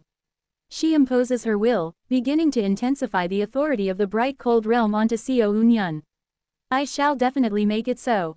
At that moment, Baek Woon sees something appear in Seo Eun-yun's hand. It's a pitch-black banner. From Seo Eun-yun's 7 orifices, the power of darkness flows down like a river. Flowers seem to grow from the banner, only to soon morph into grotesque monsters. Rolling, rolling, the grotesque creatures, seemingly devoid of reason, swivel their eyes, glancing nervously at Seo Eun-yun who summoned them. The next moment, Seo Eun-yun breathes power into the banner. All the monsters begin to flee in unison. But they are caught by Seo Eun-yun's attraction force one by one, crushed on the spot, and absorbed into the banner. The horrific screams of the monsters echo from within the banner held by Seo Eun-yun. Flinch. Baek Woon momentarily foresees a dark future and unleashes her full force in a single strike aimed at Seo Eun-yun. A brilliant white light, as if from a heavenly tribulation, strikes Seo Eun-yun from the sky, but the pitch-black darkness devours the light and advances, striking Baek Woon's eyes that gaze down upon Seo Eun-yun. Kuajijik. Ah, ah, ah. Baek Woon trembles in place as if struck by lightning. Seo Eun-yun's voice resonates through the plane of soul, crossing tens of millions of li to reach her ears. Extinguishing Mie, realm, Jia, demonic, Yao curse, Jo, banner, fan. Seo Eun-yun's agony, evolved through the 5 elements blood curse banner and the black ghost curse banner, has now transformed to the point where it can collapse an entire realm by itself. Demonic devils manifested from countless heart demons. These demonic devils, captured and compressed into the form of a banner, have become a monstrous flag. That is the extinguishing realm demonic curse banner. And then, Baek Woon begins to scream. Hoo-ah! She clutches her head and screams from the heights of heavenly Lotus Mountain. This is, as befitting a veteran cultivator who has cultivated for hundreds of thousands of years, Baek Woon instantly analyzes the methodology of the extinguishing realm demon curse banner and traces its origin. A setting lightning curse banner. Golden Divine's torture devilish art. He evolved it into something like this. Grind. Baek Woon grits her teeth and steels her heart. Just as I thought, even though he pretends to be normal like Yang Su-jin, he's no different. A wicked breed. I must bind him to the bright cold realm. Her entire body trembles as she fights to suppress the pain with desperate willpower. Fortunately the distance is great, so the full pain didn't transmit. I need to counterattack. However, in that single instant when she was struck by Seo Eun-yeon's extinguishing realm demon curse banner and lost her focus. In that fleeting pause when she briefly stopped her relentless assault on Seo Eun-yeon. That moment determined the outcome between the two. Pot. What? Seo Eun-yeon appears before Baek-woon's eyes. He traversed tens of millions of li in a single step, through the plane of soul. Baek-woon flinches. It isn't because of Seo Eun-yeon. It's because of the other man that Seo Eun-yeon brought with him during that brief moment, from the cedarwood grove of the Heart tribe. It's Jeon Myung-hoon, crackling with lightning. In another instant, before Baek-woon can react, Seo Eun-yeon brings Jeon Myung-hoon right in front of her and places the spear embedded in Baek-woon's body into Jeon Myung-hoon's hand. Come to think of it, I was curious. Wait, what happens if the successor of the Golden Divine wields this? Jeon Myung-hoon, understanding Seo Eun-yeon's will, begins to draw forth his power. Don't do it. The spears embedded in Baek-woon's body all simultaneously start to glow red. No. 435. Kururururung. Red lightning rages violently. The 7 lightning spears embedded in Baek-woon's body all simultaneously emit a red glow and begin to thrash about. Baek-woon's eyes roll back as if about to faint, trembling all over as she sits on her throne. If she were human, she'd probably be foaming at the mouth. Kwajijijik. She shakes violently, unable to even scream, looking as if she's trapped in a prison of red lightning. SSS. Stop. Hugh, please. Seeing her state, it seems like bringing Jeon Myung-hoon here has worked better than using my extinguishing realm demonic curse banner. Can you pull it out, Jeon Myung-hoon? I ask him through heart language. Thanks to having reached void shattering, the accuracy of heart language has improved significantly, making it almost indistinguishable from a regular voice transmission. He holds the lightning spear. For a moment before shaking his head and replying internally. It's impossible. I don't know who embedded it, but, even with my authority, I can't pull it out. The lightning is not cooperating with me. In fact, it's mocking me. It's astonishing, regardless of what kind of lighting. Even a heavenly tribulation usually becomes as tame as a lamb in front of Jeon Myung-hoon. For the lightning spears left by Yang Su-jin to resist like this, they must possess an extraordinarily strong ego. What to do? Originally, I planned to have Jeon Myung-hoon threaten her through the lightning spears, then pull them out as a bargaining chip to slowly persuade her. I assumed she would also want the spears removed. If she, like me, is bound by the laws of those above and has to follow the rules, removing them would be a benefit surpassing those rules. I intended to heal her from the lightning spears, but this won't work. Then what? Clicking my tongue inwardly, I examine my own body. My body is a mess. That short confrontation with the sacred master has left my entire domain in near ruin. If the plan to embed the extinguishing realm demonic curse banner into Baek-woon had failed, my entire domain would have collapsed, leaving me in a semi-dead state, and I would have been forcibly become the within heaven's esteemed one. Fortunately, the attributes worked in my favor.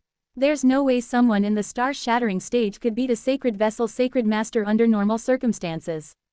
Not only is there an overwhelming difference in cultivation level, a sacred master also borrows the power of a middle realm or a star system. Within this area, they are practically equivalent to a true immortal. There's a reason why most esteemed ones in the ancient force realm were purged by a single sacred master. From the moment I first encountered her power, I gave up on directly confronting sacred master Baek-woon. From the beginning, my plan hinged on somehow bringing Jeon Myung-hoon here and having him touch the spears embedded in her body to have a chance of victory.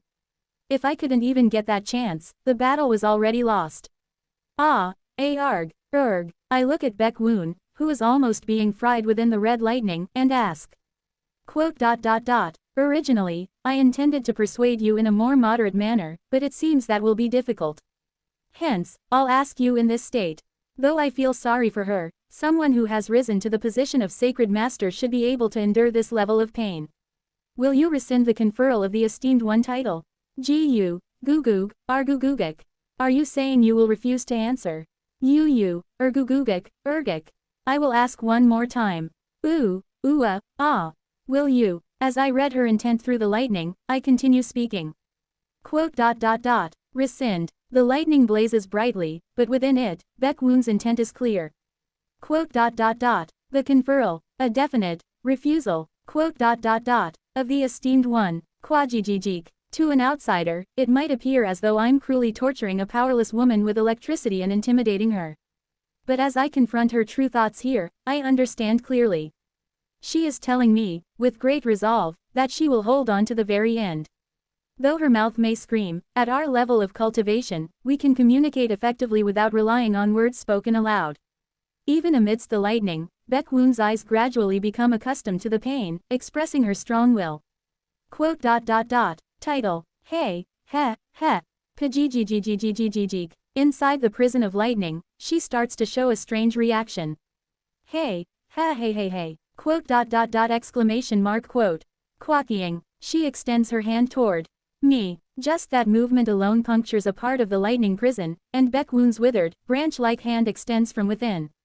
Zoom. Attraction force emanates from her hand, twisting the surrounding space-time. In an instant, her hand touches my shoulder. Let us share this feeling. Quote. Exclamation mark quote. Wung. Through her hand, a crimson curse spell is cast onto me, transferring a portion of Baek-woon's pain into my body. A curse that pushes one's own suffering onto others. Seo Eun-yun. Don't stop. Jaeon Myung-hoon, taken aback, tries to stop, but I loudly shout back through hard language and instead laugh.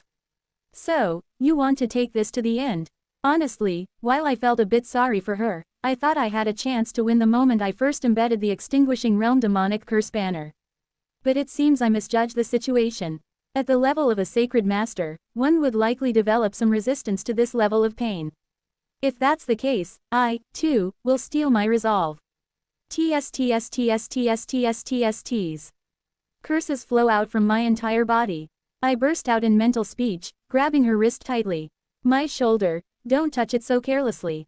Pot, woo-doo-doo-doo-dook. I transform into the Ghost King with 21 heads, and I begin to pry Baek-woon's hand off my shoulder. Woo-doo-doo-dook. But it's heavy. This is crazy. Is this really the strength of a Heaven tribe cultivator on the verge of death? The sheer physical strength flowing from Baek-woon's frail arm surpasses the power of my heaven and earth dual cultivation in the late integration stage. Only by wrapping myself in the all-heaven sword and adding the sword's strength am I barely able to peel her thin arm off. I once read a record from Lofty Dragon's storage scroll about an integration stage cultivator who was beaten up by Lofty Dragon true person in human form, having their domain shattered and almost dying. Now, I finally understand that if someone were at the true person level, it might really be possible to kill an integration stage cultivator purely with physical strength. Moreover, I heard rumors that Sacred Master Baek-woon was originally a true person, who, due to some incident, lowered her cultivation realm to enter the bright cold realm. Her physical strength might at least be on par with Lofty Dragon true person in human form. At this rate, I'll lose for sure. Therefore, I need to resort to drastic measures. I use one hand to pull her arm off my shoulder. Of course, the pain she's enduring floods into me through the hand holding her arm, but it's bearable. Then, with my other hand, I release a curse spell. The Extinguishing Realm demonic curse banner emits a sinister light as it forms above my hand. A black mass of something resembling flesh. Inside, countless mouths and eyes writhe grotesquely. Grasping the banner's staff, I grip its end in reverse, and then shove the black banner into Sacred Master Baek-woon's stomach. Exclamation mark. Jeeing. An unrecognizable scream echoes through chi, soul, and fate, resonating through all three planes. The same scream that the true persons let out. It means that Sacred Master Baek-woon is experiencing a truly unbearable pain. Exclamation mark. Kuarg. Through her hand, the pain I pushed into her comes surging back to me. What remains now is a battle of endurance. Who can withstand the pain better? Let's see who wins, Sacred Master. Even amidst the agony, I show a crazed smile as I drive the banner even deeper. Do. Madness. The entirety of the bright cold realm begins to shake violently. I can feel the Sacred Master Baek-woon going mad. Right now, because of Yong Soo-jin's legacy, it feels as though there's nothing she can do to us directly, who stand right in front of her. However, due to her seizures, I can sense earthquakes, tsunamis, and disasters erupting all over the bright cold realm. I immediately sense earthquakes and volcanic eruptions occurring beneath Heavenly Lotus Mountain. Furthermore, the attraction force of the bright cold realm is recklessly stretching out to the astral realm, pulling in fragments of wandering stars toward it. Meteors are raining everywhere, and the vestiges of the interdimensional void are entering the bright cold realm. Wu Wang. Then, I feel my mind becoming hazy from the ensuing madness.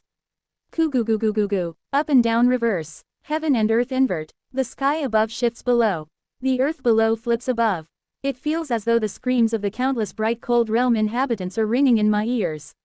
It's not just a simple reversal of up and down, gravity remains the same. In other words, the sky has come to the place where one should stand on the ground.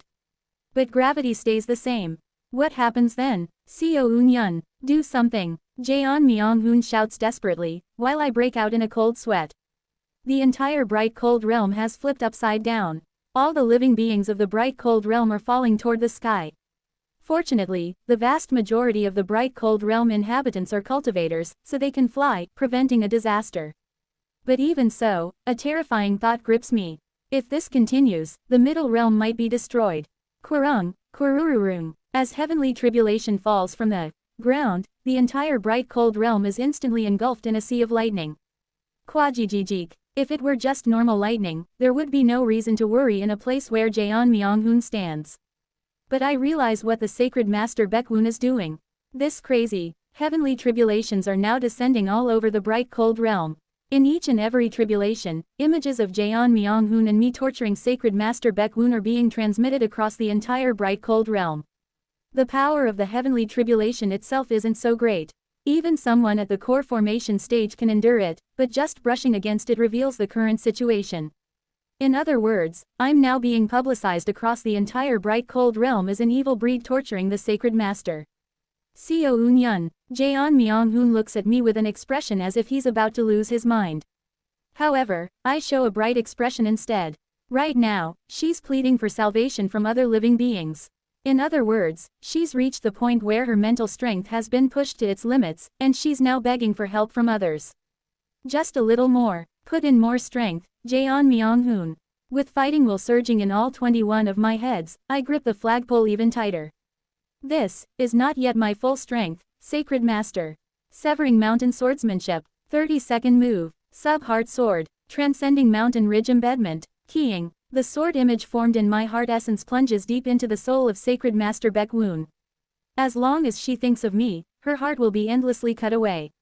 From now on, even the last of her mental strength shall be sliced away. Pot. A blinding white light surges. The next moment, snap, I feel cold sweat trickling down. All phenomena has stopped. This is a frozen world. In this place, only I, and the being before me, can move. You have won. I look at the figure before me. What is this? A beautiful woman dressed in a white robe, with patches of skin resembling tree bark exposed here and there, and branches sprouting from her head. Sacred Master Baekwoon. Her appearance at her prime stands before me. She clicks her tongue with a lamenting expression and speaks.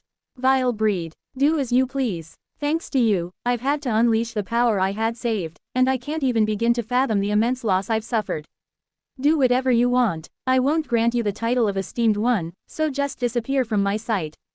Though she appears beautiful as if fully recovered, it seems she has lost the authority to instantly expel me across the bright cold realm, merely telling me to disappear, without actually doing so. I am grateful for the sacred master's mercy. I return to my human form and bow respectfully before her. She turns her back to me with an irritated expression and says, I am no longer a sacred master. It is only then that I realize what she has done. By temporarily lowering her realm by one stage, she created an incarnation that escaped my power. However, considering this insane authority that briefly stopped time in the bright cold realm, it's clear she only became an esteemed one, temporarily. In a few years, she will surely regain her realm as a sacred master. Get lost from my sight, sword devil. And so, after reaching the realm of an esteemed one, I gained official recognition for the title of Sword Devil, and was able to avoid being granted a formal title as an esteemed one. 436. Pajijik. I quietly return to the side of the throne and watch Baekwoon break the lightning prison that was triggered by Jeon Myung-hoon's touch. I bow my head to her. Even though today's unfortunate events occurred due to our differing interests, please know that I bear no particular grudge against the sacred master. As the lightning prison shatters, the throne where Baekwoon had just been is revealed. There lies Baekwoon's shell, dried and shriveled like an old tree, the one that had been confronting us just moments ago. It seems like she momentarily shed her skin, like a golden cicada escaping its husk, and evaded Jaeon Myung-hoon's attack. She reabsorbs the shell and pushes Jaeon Myung-hoon towards me without even glancing in my direction. She must have temporarily hidden the lightning spear in her body's dimension. I realize that confronting her in her current state would make her even more difficult to handle. Of course, judging from her condition, it seems she doesn't particularly want to continue fighting me either, but pushing further could truly be dangerous. After offering her a respectful bow, I lift Jaeon Myung-hoon in the frozen world and turn my back. At that moment, I hear Baekwoon's voice from behind. Yuo is looking for you. I received contact when you drove that star-shattering monster into the astral realm. She wants to invite you. Since her invitations are rare, you should visit the Nether Ghost Realm at an appropriate time. When I turn around, Baekwoon is already gone. TSTSTSTSs. When I trace the energy she left behind, it seems she has already entered somewhere deep within Heavenly Lotus Mountain. Pot. At the same time, the white jade pavilion I am standing on starts to dissipate into a mass of white light and scatters. Flash. When I regain my senses, the world is already moving again. Chua. It seems that the white jade pavilion itself is a special authority of Baekwoon. Once again, I offer a respectful bow and take a step forward. Pot. Placing Jaeon Myung-hoon into my domain and rising to the plane of soul, the world changes. Kurururururu. If the plane of chi is the ordinary world we know, then from the plane of soul onward, the world becomes vastly different. Clouds, yun, are scattered everywhere. The colors of the clouds that fill heaven, earth and the four directions constantly shift. I gaze at the clouds where I'm standing. My current location is Heavenly Lotus Mountain and its surroundings. The clouds near Heavenly Lotus Mountain have a bright red hue. It's the tall tree race. To the tall tree race, Sacred Master Baekwoon is probably no different from a goddess. Seeing their goddess being tortured by a madman with 21 heads in front of them, it's no wonder they're enraged. I'm sorry, Sacred Master. I feel a sense of guilt towards Baekwoon and the tall tree race. Among the hues of the tall tree race, about 1/20 of them display a sticky combination of pale pink and black, likely belonging to those who practice some unusual methods. Still, the vast majority of the tall tree race is clearly furious, as evidenced by the vivid red intent they emanate. Even though I did my best to avoid entanglements with those above, Baekwoon's honor was tarnished as a result. I will likely need to find an appropriate time later to apologize and offer compensation. I'll have to find the right time to make amends. With that thought in mind, I tread forward in this world of clouds. Step, step. In the higher dimensions, even small movements cover much greater distances than they would in the lower ones. What a strange feeling, being completely in the plane of soul. The countless clouds that appear before me, each and every particle of those clouds is the emotions of a living being. Thinking back, after defeating Kong Minhee and becoming an esteemed one, I immediately went into seclusion to stabilize my realm. Once I emerged from seclusion, I almost immediately fought Baekwoon. Because of that, this is practically the first time I've had the chance to study my current realm. A person's heart is much like the clouds. It seems to have form, yet it does not. It obscures the sun, blocking out the light. It brings rain that fosters life, and sends down lightning to judge the earth. When gathered in great numbers, it becomes a storm that shakes the world. Come to think of it, the integration stage cultivation formulae can all be interpreted in connection to clouds. Rain, sunlight, heat, cold, wind, time. Rain represents the clouds gathering and the sky closing. Sunlight represents the clouds dispersing and the sky opening. Heat is when the open sky remains for a long time. Cold is when the closed sky remains for a long time. Wind is the force that regulates all of these phenomena. And all these changes combine to create time. In the integration stage, the Dharma treasure created by merging with one's domain is called the refining void Dharma treasure. And this refining void Dharma treasure becomes partially connected to one's heart essence. Heart essence is ultimately a cloud. I see. As I grasp the connection between the refining void Dharma treasure, the integration stage formula, and the plane of soul, I feel my understanding of the cultivation realm itself deepens. The integration stage formula and the refining void Dharma treasure are interconnected. Most cultivators at the integration stage would understand the formula of rain, sunlight, heat, cold, wind, and time is a formula that applies the phenomena of heaven and earth to one's domain. But now I understand. This is not about applying the phenomena of heaven and earth to one's domain. Rather, it's a formula that makes you realize that the phenomena of heaven and earth already exist within your own heart. Ah, I see. I have grasped one crucial truth. Was I truly such a fool? Although it feels like a new understanding, it's one I keep realizing over and over again. But this time, it doesn't end with simply me being the fool. Including me, all cultivators in this world are ultimately just fools. In a past life, I thought I had fully mastered the divine abilities of the 6 formulas. But I hadn't even glimpsed a fragment of the divine ability of the integration stage. From the integration stage onwards, the convenient shortcut of raising one's realm through breakthrough before understanding no longer works. I always wondered why so few reach the star-shattering stage. Was it because of this? Step, I walk a few steps and traverse tens of millions of li through the plane of soul to arrive at the Heart Tribe territory. The clouds in the Heart Tribe territory have a slightly different form compared to those in other territories. Each and every particle composing the clouds in the Heart Tribe territory is glowing. I look at the countless glowing cloud particles. That's the pinnacle, and the 3 flowers gather at the summit. Souls that have just entered the threshold of intent. These souls are moving more actively within the clouds. That's 5 energies converging to the origin. Those who have attained consciousness by acknowledging the boundlessness of intent. The changes in the colors of their souls seem more natural. The countless clouds I see in the plane of soul are part of a collective unconscious, and when certain souls radiate strong emotions, those emotions would spread and affect others. However, souls at the level of 5 energies converging to the origin and above are slower to be affected by the collective unconscious, and even when they are, the changes in their colors are much more natural.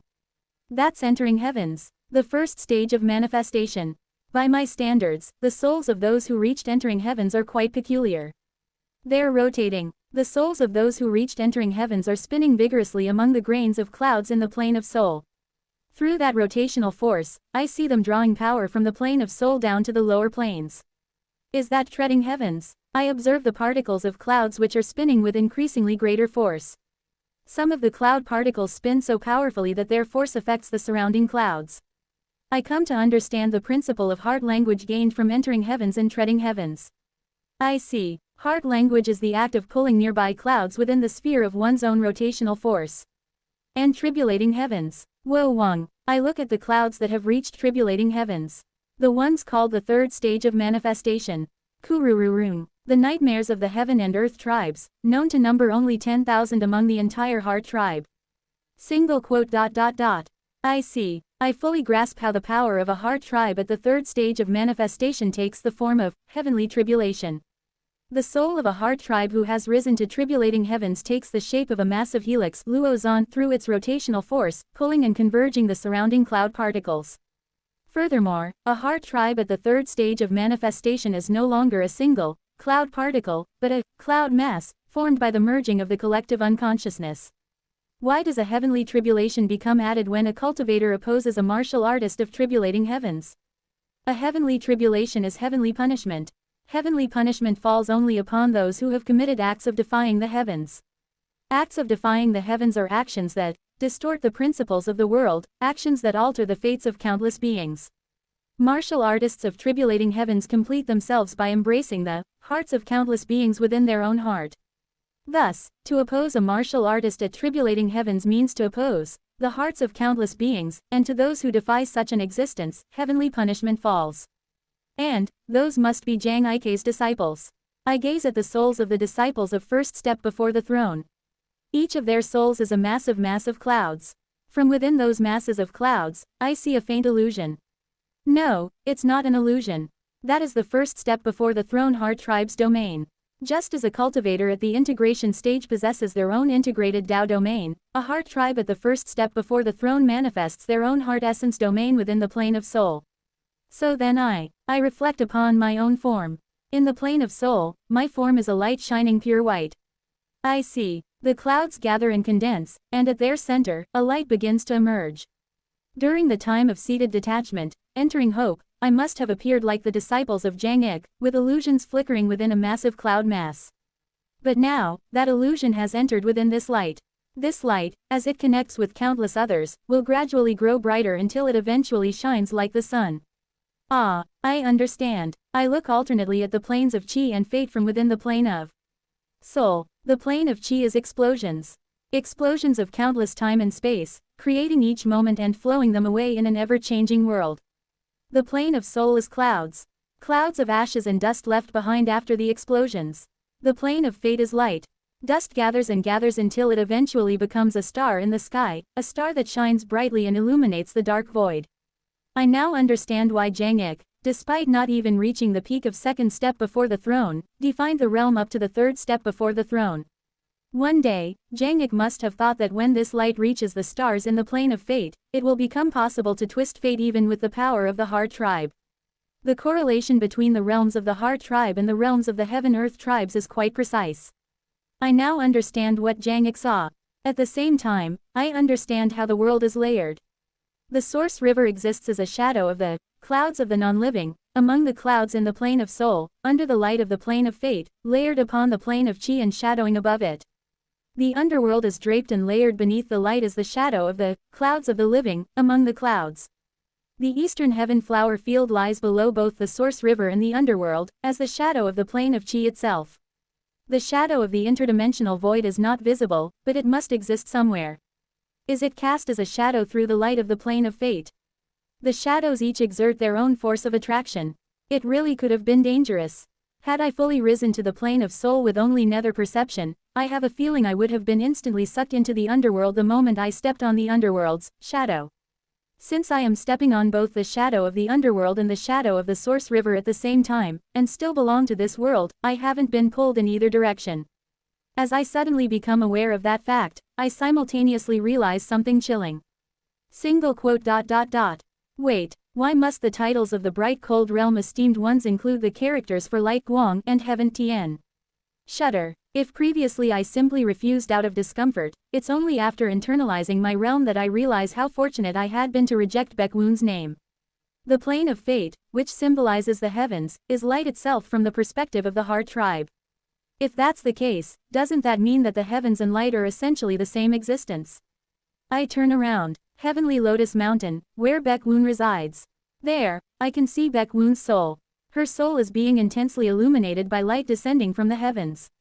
In the plane of soul, I look towards the plane of fate that is filled with light, and I instinctively feel a chill creeping into my chest. Let's not think about it. I exhale a sigh, avoiding further glances at the plane of fate. In hindsight, I should have realized it earlier. To see color, say, means that light Guang must be present. Without light, color ultimately has no meaning and is merely black. I quickly adjust my mind, erasing all thoughts of the light. If I think about it too long, those above might notice. Step. I take another step down from the plane of soul. TSTSTSTSTST. I'm back in the familiar cedar wood grove. I empty my mind of all the complex truths like the plane of fate, the source river, the underworld, and the eastern heaven flower field, and instead collect the insights I gained from the plane of soul. The power of the Heart Tribe draws in the hearts of others. Then, is it an act of devouring the souls of others? No, it's not. As a Heart Tribe, what we draw in is not their soul, but their heart. A person's heart is never completed by their own alone. Just as a person cannot exist solely as an individual, the stronger the Heart Tribe member becomes, the more they complete their heart essence through the hearts of many. The reason I couldn't reach entering heavens for several years while standing next to Kim Young-hoon. Even though Kim Young-hoon told me, it's already within you, that wasn't quite true. Even if it was within me, without Kim Young-hoon, I wouldn't have been able to attain it. The Heart Tribe completes itself by drawing in the hearts of others. The countless people who gave their hearts to the Heart Tribe, helping to complete the Heart Tribe's heart essence, also gain the possibility of reaching a higher realm just by being in the presence of a higher realm Heart Tribe. In other words, the path of a martial artist cannot be completed alone. It must be completed with the presence of a higher person who stands ahead. It turns out Hung Nim was the strange one for reaching entering heavens on his own. I give a wry smile in the direction of the one who had told me in the distant past to swing. The clouds of the Heart Tribe territory, though I referred to them as hearts, are likely closer to moments. The essence of lightning is the moment.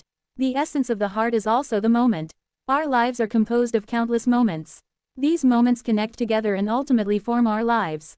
And to fully repent, repentant enlightenment, and understand that life That is the very essence of martial arts Wu. Pot. As I grasp the essence of martial arts, I feel the formula of time in my integrated Dao domain fully activate. I've understood time. As I place Jaeon Myung-hoon, who has exhausted all his energy after battling Sacred Master Baek-woon, down beside me, I look around Cedarwood Grove. I understand clearly. The fastest way to complete the integrated Dao domain is not breakthrough before understanding, but understanding before breakthrough. I must fully understand my own heart. Therefore, I'll need to face the remaining 4. Recalling the feeling I had when Gyung Chong died, I make up my mind to seek out the remaining 4 of Jang Ike's disciples. 437. As soon as I appear in Cedarwood Grove, Jang Ike's 21 disciples and Kim Young-hoon quickly step forward in front of me. Esteemed one, just what is this situation? Ryo Hwa asks me in bewilderment, and I briefly explain the situation to them. So, in other words, you fought with the Sacred Master because you refused the title of Esteemed One. I awkwardly nod. I apologize. However, it was an important matter regarding me, so it happened that way. At my words, they all exchange startled looks and then give a small, hollow laugh. Quote. We understand, for now. However, because of what the Esteemed One has done, a few problems have arisen. Quote. What kind of problems? I ask cautiously, and Ryo Hwa of the flower plant race speaks up. First, the Heaven Tribe's intelligence gathering power is a problem. With their unique skills in divination and foresight, they've already learned that the Esteemed One belongs to the Heart Tribe. As a result, countless members of the Heaven Tribe and Earth Tribe are currently preparing to attack Cedarwood Grove. Normally, they wouldn't dare attack because of the Heaven collapsing Esteemed One's reputation, but with the Sacred Master being bested they've all lost their reason. Quote. You mentioned a few problems. What else is there? The vestiges. Quote. Quote. Even before Ryo Hwa finishes speaking, a large creature swoops in from afar and begins bombarding beams of light onto Cedarwood Grove. Boong boong, boong. Kurururung. Fortunately, third-stage masters of the Heart Tribe step up and scatter heavenly tribulation in unison, causing the monster's body to explode instantly. But I instinctively realize that there are more vestiges like that one out there. The vestiges the Sacred Master had been holding back from attacking the Bright Cold Realm are now invading in full force.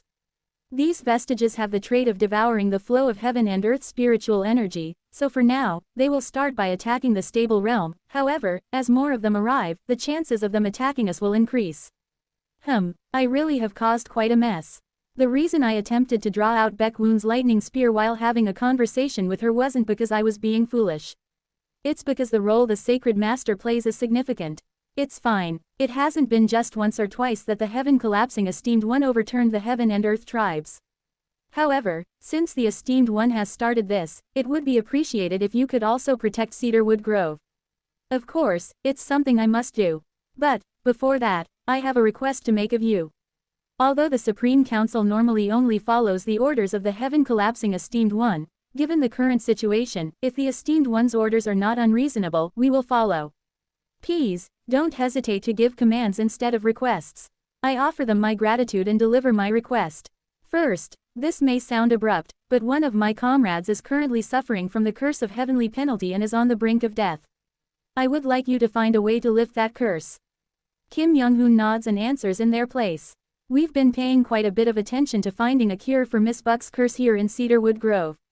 However, even with nearby spiritual herbs, spiritual elixirs, and healing-oriented manifestations, nothing has worked. In that case, I ask that you venture into the territory of the Heaven and Earth tribes to investigate further. Pardon. At my words, the Supreme Council of the Heart Tribe looks at me as if I've gone mad.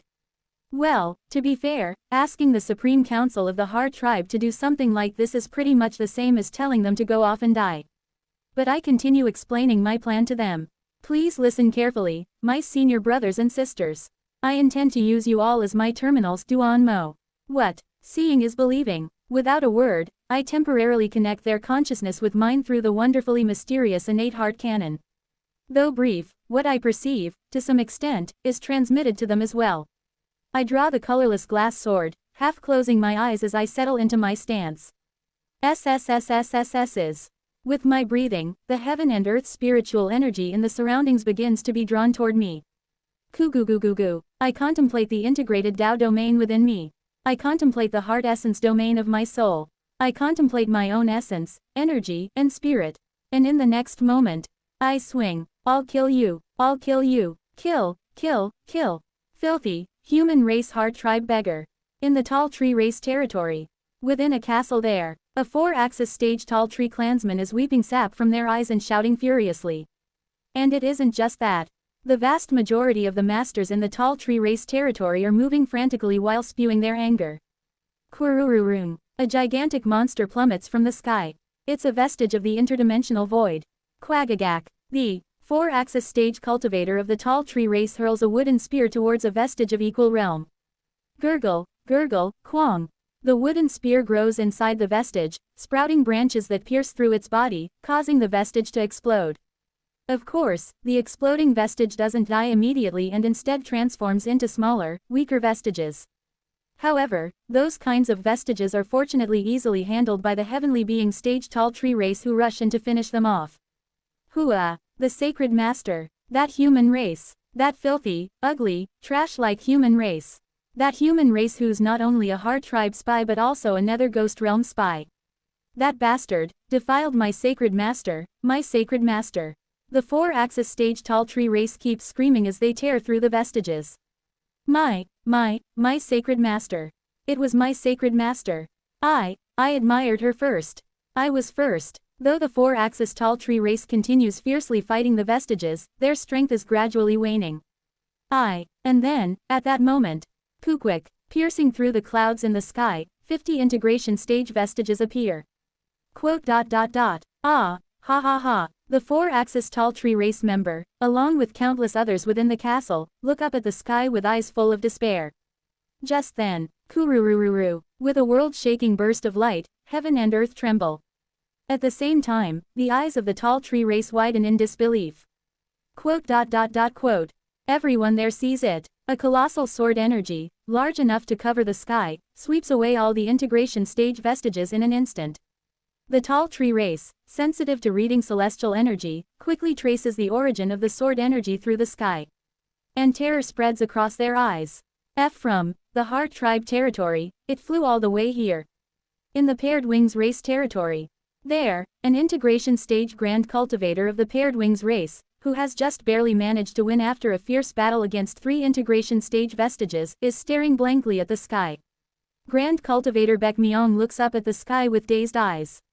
Quote. 30 integration stage vestiges. Haha, is today the day the paired wings race ends? He coughs dryly and glances at his own body. Quote. Damn it, my body isn't even fully healed. Even if I go down with them, how many can I take with me? Just then, quote. Exclamation mark quote. Before Baekmyong can even react.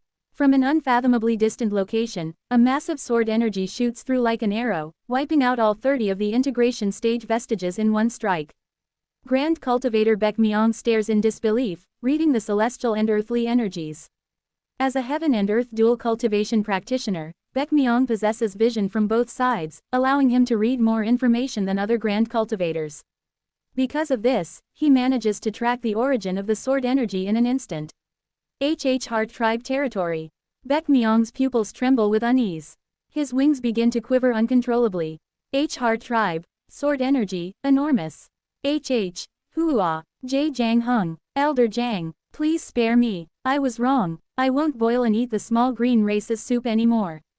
I'm sorry, Hua, as if some terrible memory has been triggered, Baekmyong starts flailing and screaming into the empty air. Not just the tall tree race and paired wings race, but also the fighting ghost race, fungal bone race, and rotting owl race. Even in the skies above the major races of the Earth tribe, the same massive sword energy flies in and sweeps away the vestiges attacking their territories.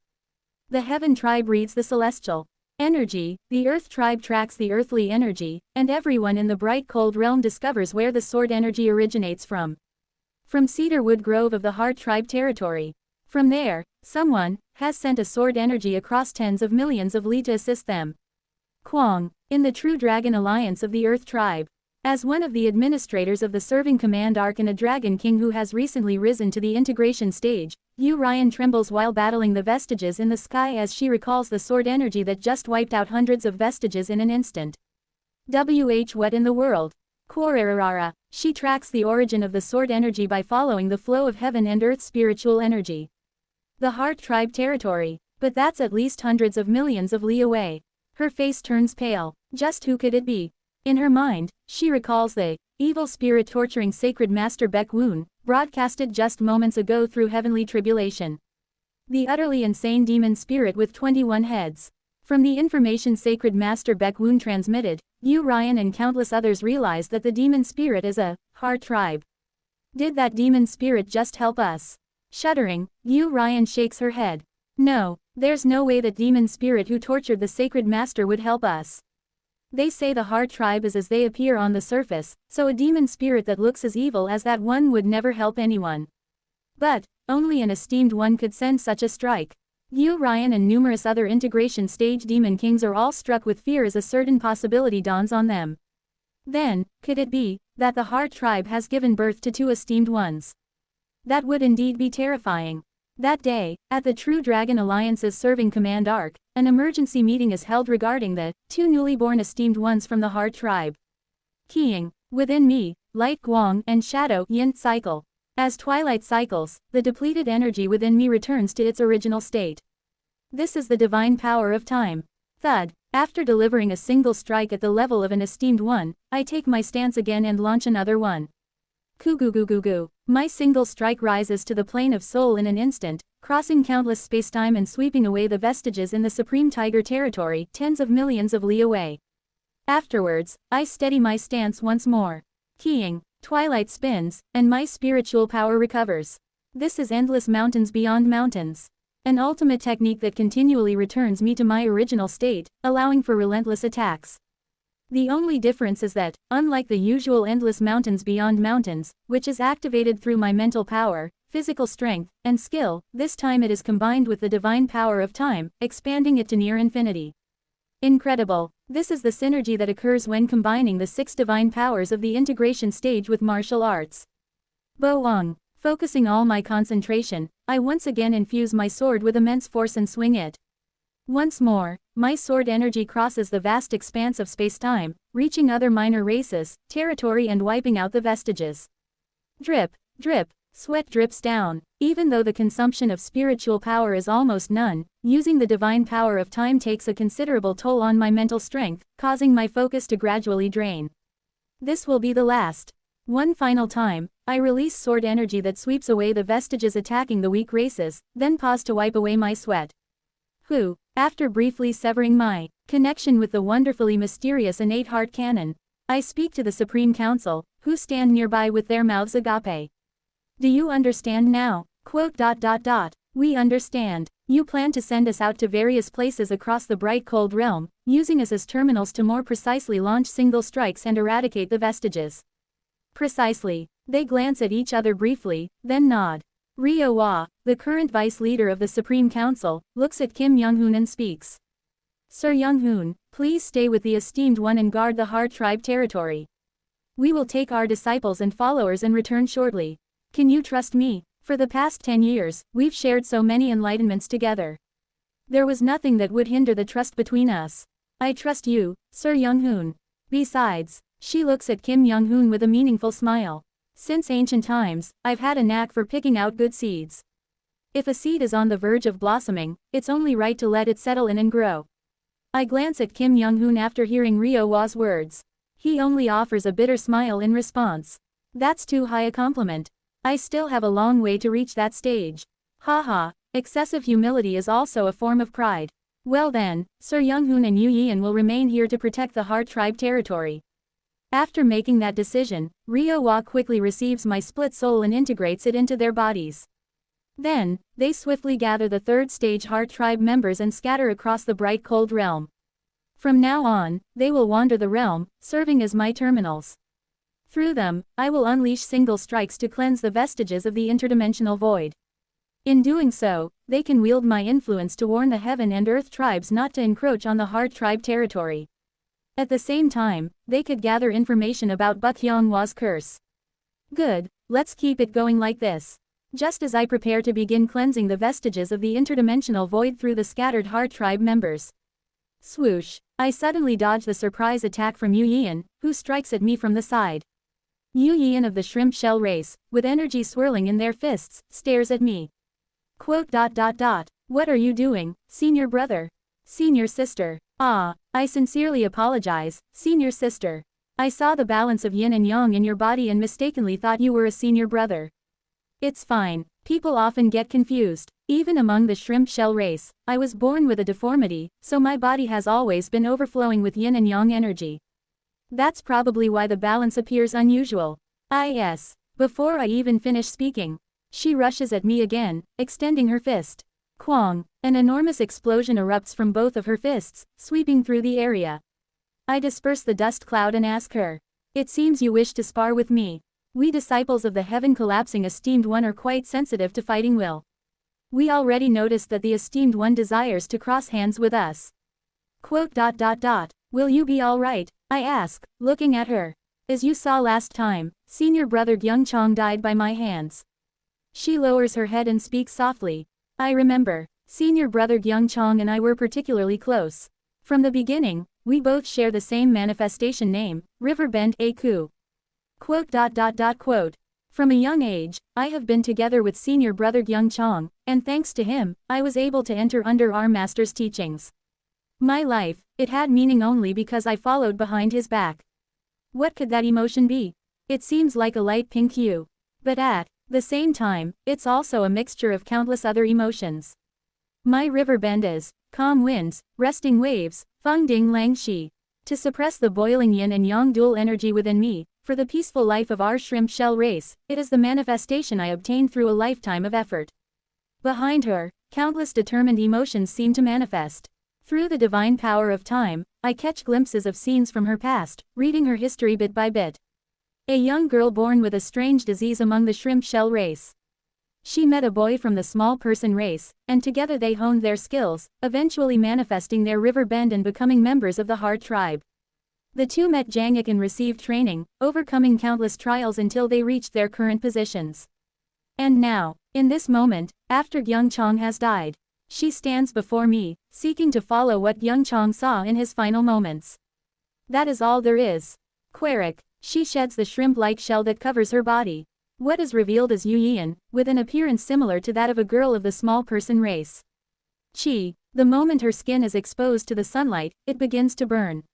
Their skin is so delicate that they must wear shrimp shells, and they usually have to live within the river's waters, being tossed about here and there by the flow of the river, a race of utmost frailty. That is the shrimp shell race. Coo-goo-goo-goo-goo-goo-goo. Here I come. What did senior brother Gyung Chong see at that moment?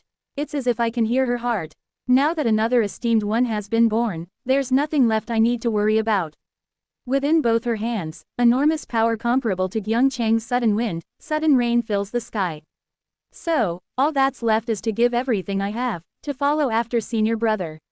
I raise my sword with a solemn expression. The next moment, words are unnecessary. With the ultimate technique that possesses the greatest destructive power among all the moves I have, I meet her ultimate technique head-on.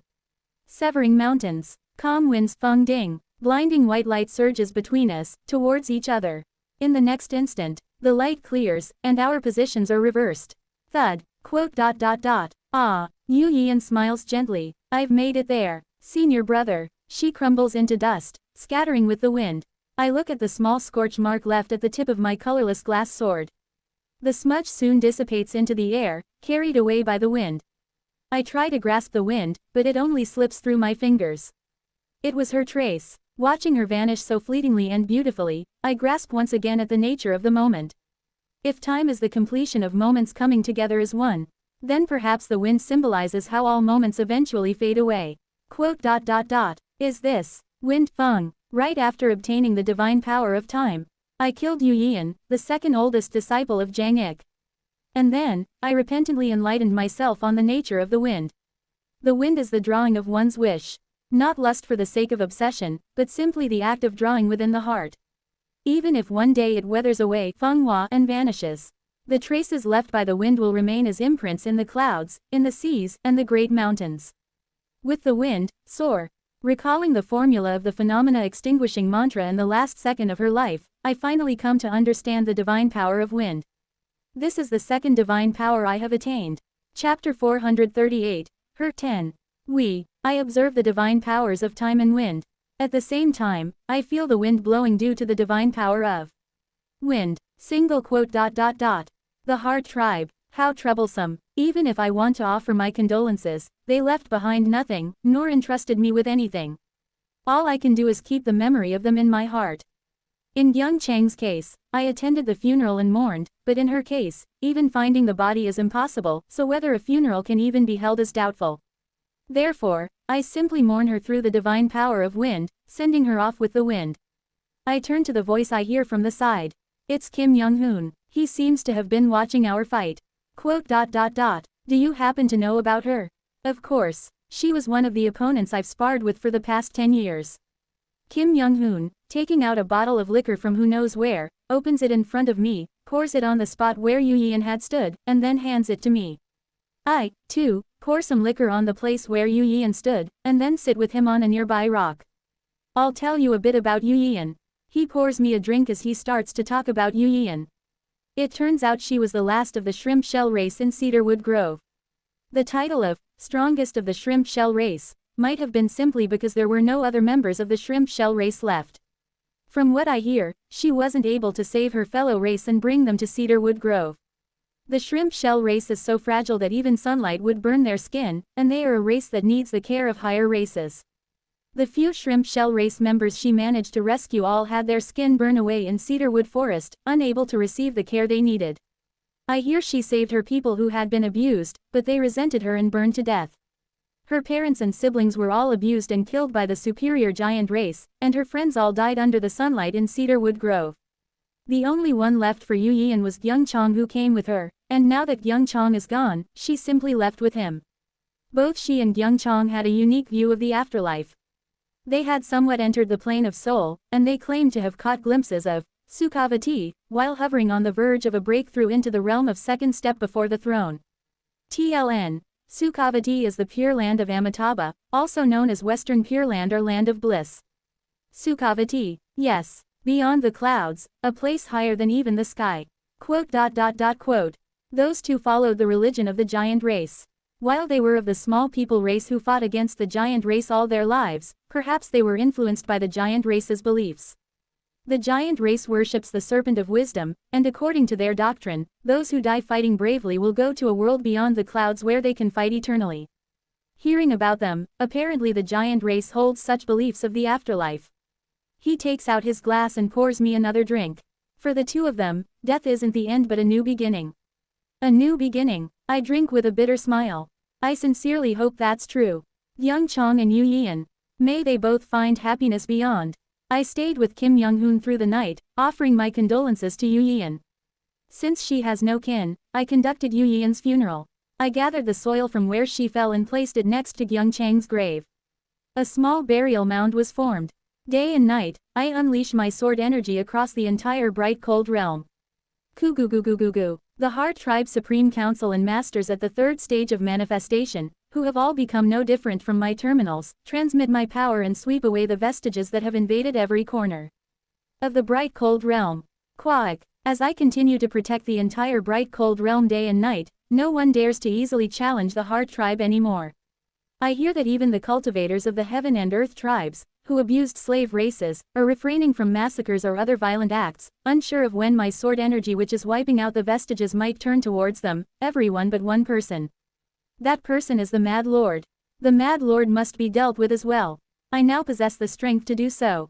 Of course, the sword energy I'm sending from afar won't be enough to defeat the Mad Lord, who's at the quasi-star-shattering stage. I'll have to find him and finish things personally. Though for now, I can't leave, as I am busy exterminating the vestiges. On the day Baek-woon recovers, I plan to go after the Mad Lord immediately. Though he gave me much, in the end, he is both a mass murderer and a madman. I can't leave him be, even with all the power I have. I sit in Cedarwood Grove, repelling the vestiges and waiting for the day Baek-woon recovers. Time passes quickly. It has been 10 years since I started sending sword energy flying across the entire bright cold realm from Cedarwood Grove. It has been 20 years since we arrived at Cedarwood Grove. Kim Young-hoon has been continuously striving to reach void shattering. Jaeon Myung-hoon has been devoting himself to training in order to manifest the lightning spear that pierced the sacred master's stomach back then. Meanwhile, Oh Yun-sok and Hong Fan have finally reached the integration stage. Especially Oh Yun-sok, who, after receiving all that Azure Tiger Saint could teach, was then guided by Gal Mike, who has mastered a heaven and earth dual cultivation method. Gal Mike passed on her innate true method to Oh Yun-sok. Gal Mike frequently visited Kim Young-hoon, as she hoped to raise Oh Yun-sok to the level of 5 energies converging to the origin or ultimate pinnacle, realms connected to the demon race. However, Kim Young-hoon didn't seem to engage with her much. In any case, thanks to her, Oh Yun-sok has recently been diligently practicing the bone armor treasured origin art. Kim Yeon hasn't left the workshop lately, staying inside with Buk Hyung-hwa. On the days she occasionally comes out, it's usually for walks with Buk Hyung-hwa. Buk Hyung-hwa's condition has visibly worsened with each passing day.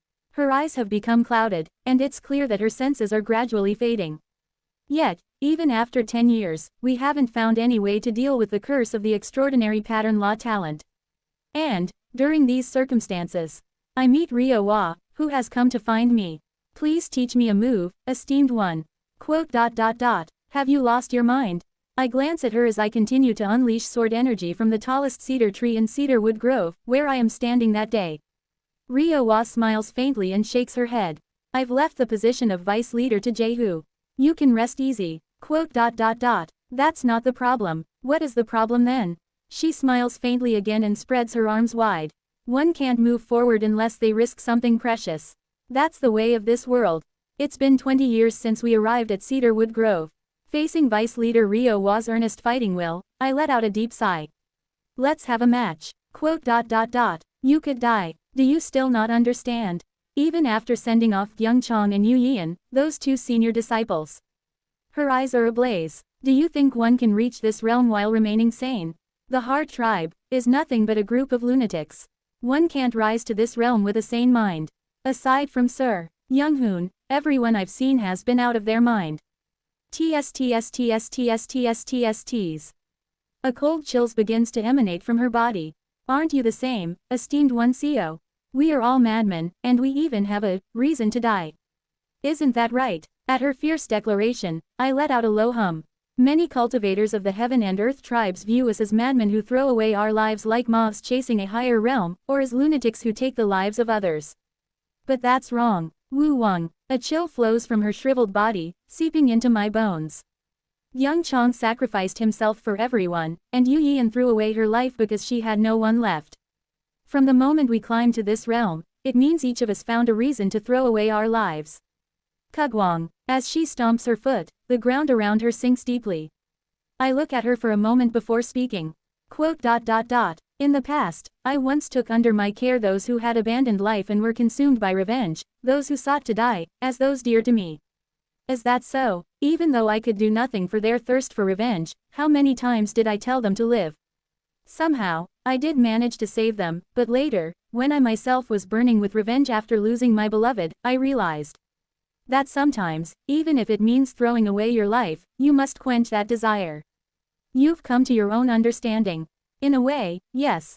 But, ever since I came to the Heart Tribe territory, I've been thinking. I meet Ryo Hwa's eyes and ask. Does staking everything, grinding away your life to pursue the higher, really, have meaning? I look at her with bitter eyes. And, if I end up killing you, how will those left behind feel? Young Chong, it was for those left behind. Yu Yeon, it was because there was no one left behind. They burned their lives away like that. But there's something they misunderstood. Aren't I, the one who killed them, the one they left behind? In the end, we shared hearts in the last moments, and they became deeply etched within mine. And those who deeply etched into my heart are now dead. Because of me. Can't we just have a spar, or perhaps exchange enlightenment through words? Is it not possible to have a sparring match, with some room for leisure instead of an all-out death match? At my words, she hesitates for a moment, then smiles. I haven't had many encounters with you, esteemed one. This is only our 3rd meeting. The first was when you arrived at Cedarwood Grove and awoke. The second was after you emerged from seclusion. And the third is now. That's right. Let me tell you a secret that even our master didn't notice until I told him. This is a secret that other than our master, only esteemed one CO, No, only junior brother will know. Her next words leave me stunned. The natural lifespan of his flower plant race is only 3 months. Even if we raise our cultivation, 10 years is the limit. Only by consuming a large amount of spiritual elixirs can we barely live for about 12 years. What? Allow me to introduce myself again, junior brother. It's a pleasure to meet you. My name is Rio Wa. I was born just 9 years ago. Quote. I stare at her in disbelief. What on earth is she saying? 9 years ago, a lifespan of 3 months. Then, So, the first, second, and third Rio Wa, they were all different people. In a way, yes. Shall I explain the origin of our flower plant race? She begins her explanation. Our flower plant race is not exactly a slave race. We are simply flowers in a flower field, enhanced by spells to be gifted by heaven tribe cultivators to their beloved. Through spells, we bloom into the most beautiful flowers for 3 months before we die. I look at her hair. A very beautiful flower is blooming on her head. Among those flowers, we are the ones whose spirituality has been stimulated by spells, gaining sentience. Our lives are very short, so when it's time to die, we find another suitable plant and pass on our memories, spirituality, and life before we die. All of those beings are collectively called the flower plant race, and one of those beings is Rio Wa. Quote. I gaze at Rio Wa for a moment. The story is somewhat familiar. Tainted soul filling the heavens. Quote. All those Rio HWAs are the same individual. No. I felt a slight sense of unease and asked, but she denied it so clearly. On the contrary, because we are the ones who pass on our memories and life, we know. We are all different beings. However, I find her words puzzling. How can that be? Doesn't memory prove one's existence? Memory proving existence, many people think that way. But that's not true. If information defines the self, then wouldn't all the disciples in the same sect be considered the same person? Quote. That's not the case. Exactly. I do have the memories passed down from the first Rio Wa, but I also have my own memories from when I was just an ordinary flower. And I also clearly remember being infused with the memories of the previous Rio Wa. Of course, I've received so many memories from the previous Rio Wa that my original sense of identity has become a bit faint, but I am still me. As I ponder deeply, I ask her a question. Then, with memories that aren't even your own, you rose in just 9 years to seated detachment, entering hope, in other words, reached the first step before the throne. It's one of the enlightenments of the first Rio Wa. Everyone's heart is shaped by mutual influence. If I listen to what someone says and accept it, it eventually becomes mine in the end. I accepted the memories of the previous Rio Wa as my own. As I listen to her words, I begin to feel strange. Wait, so if the existence of Rio Wa continues to be passed on, are you saying you'll fight me before that existence is carried on? It sounds like you intend to sever the will of Rio Wa. But she smiles faintly instead. No, it's quite the opposite. TSTSTSTSTSTSTS. The cold aura emanating from her scatters white clouds around. The existence of Rio Wa. I wish to continue it with you, esteemed one. That is why I am challenging you now. What? I am dumbfounded, my mouth hanging open. If Sia Whale or Yukrin had said something like this, I would have probably killed them on the spot. The transmission of memories is, in a sense, a type of tainted soul filling the heavens. It's no different than boldly declaring she wants to cast tainted soul filling the heavens on me right in front of me. I think for a moment and then look at her. Quote. Can't you just tell me more about the life of Rio Wa? Do you know, esteemed one? About what? That in any case, this world will end in 10,000 years. Quote. It seems she knows something about the end. The only possibility of having even the slightest chance of overcoming the end lies, at the very least, in someone at the realm of an esteemed one. And countless Rio HWAs have judged that it would take at least 60,000 years to reach the next realm. Therefore, I make this request. Suwa. With a solemn expression, Rio Wa holds out an ice spear toward me. Please accept, Rio Wa. I gaze at her for a moment. Quote. If I accept that, will I not just become you in the end? No, I swear on the pride of Rio Wa. It will simply be accepting a deeper understanding of the existence known as me. Quote. I pull out the colorless glass sword. However, I do not aim it at her but let it hang down. Quote. I too, don't enjoy killing people. Guac. Clutching my chest tightly, I mutter through gritted teeth as if spitting out the words. I am not a madman steeped in slaughter. Every time I kill someone, my sword, bit by bit, gets a little heavier. I glare at Ryo. Not killing some random enemy unrelated to me, but the very act of killing someone close to me with my own hands. It's an unbearable torment for me. Growling, I snap at her. Why should I suffer by killing you? Tell me. And then, she smiles faintly. If you don't want to kill, you don't have to. What? In fact, our master killed 7 of his disciples. But after that, he didn't kill again. The next moment, quaching, an overwhelming chill crashes down toward me.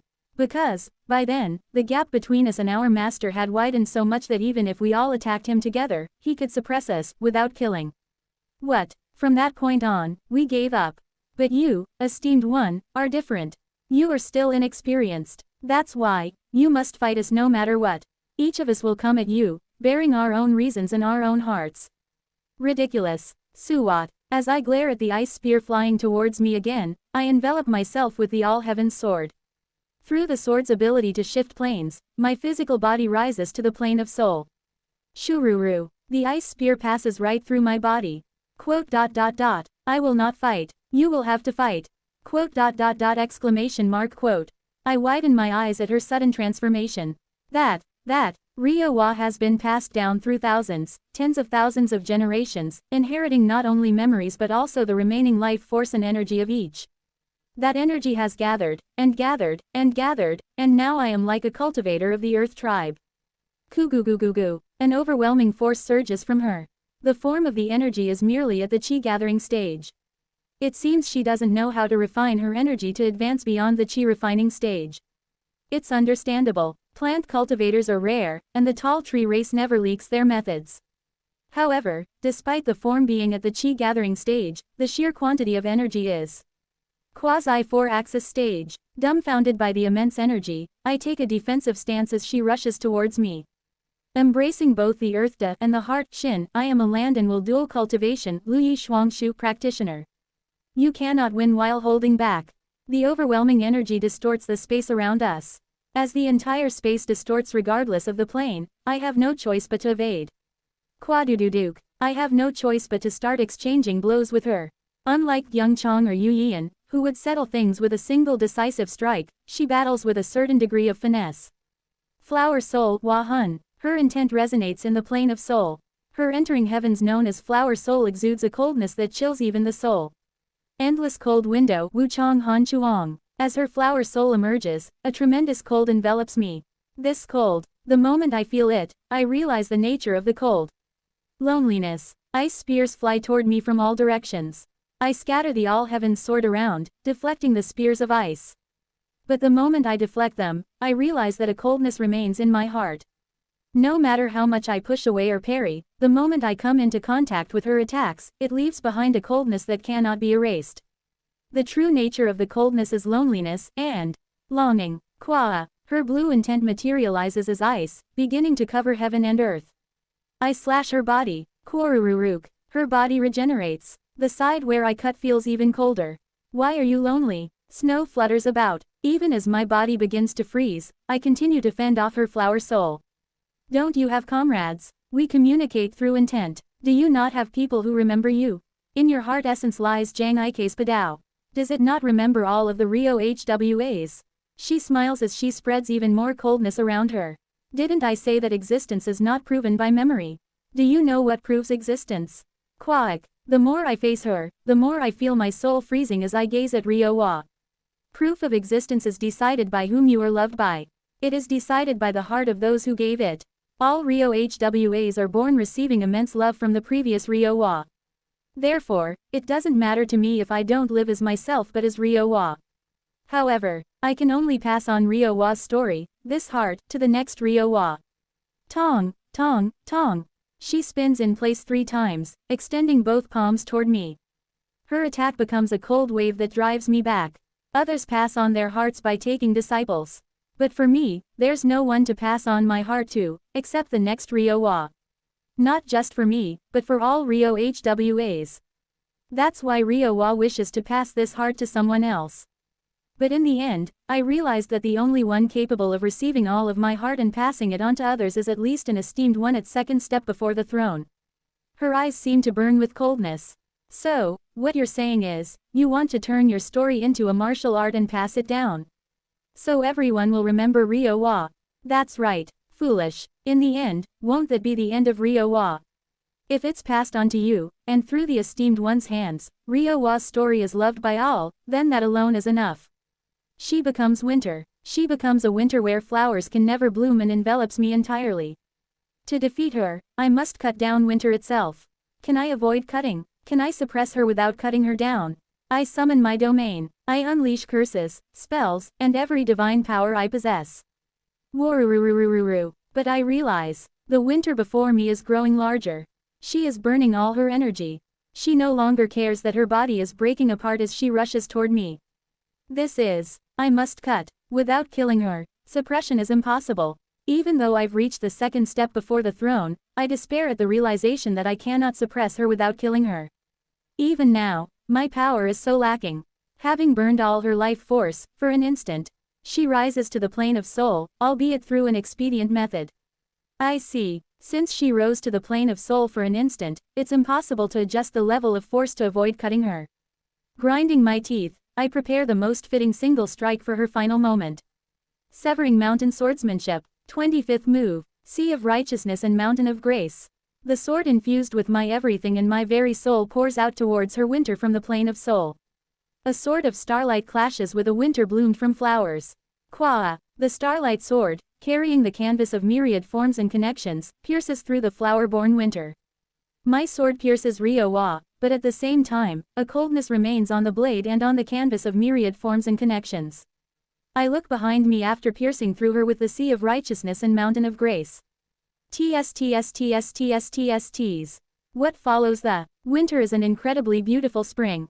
Flower soul. That is the name of the moment when Ryo-wa's accumulated heart is passed on to the next Ryo-wa, following the winter.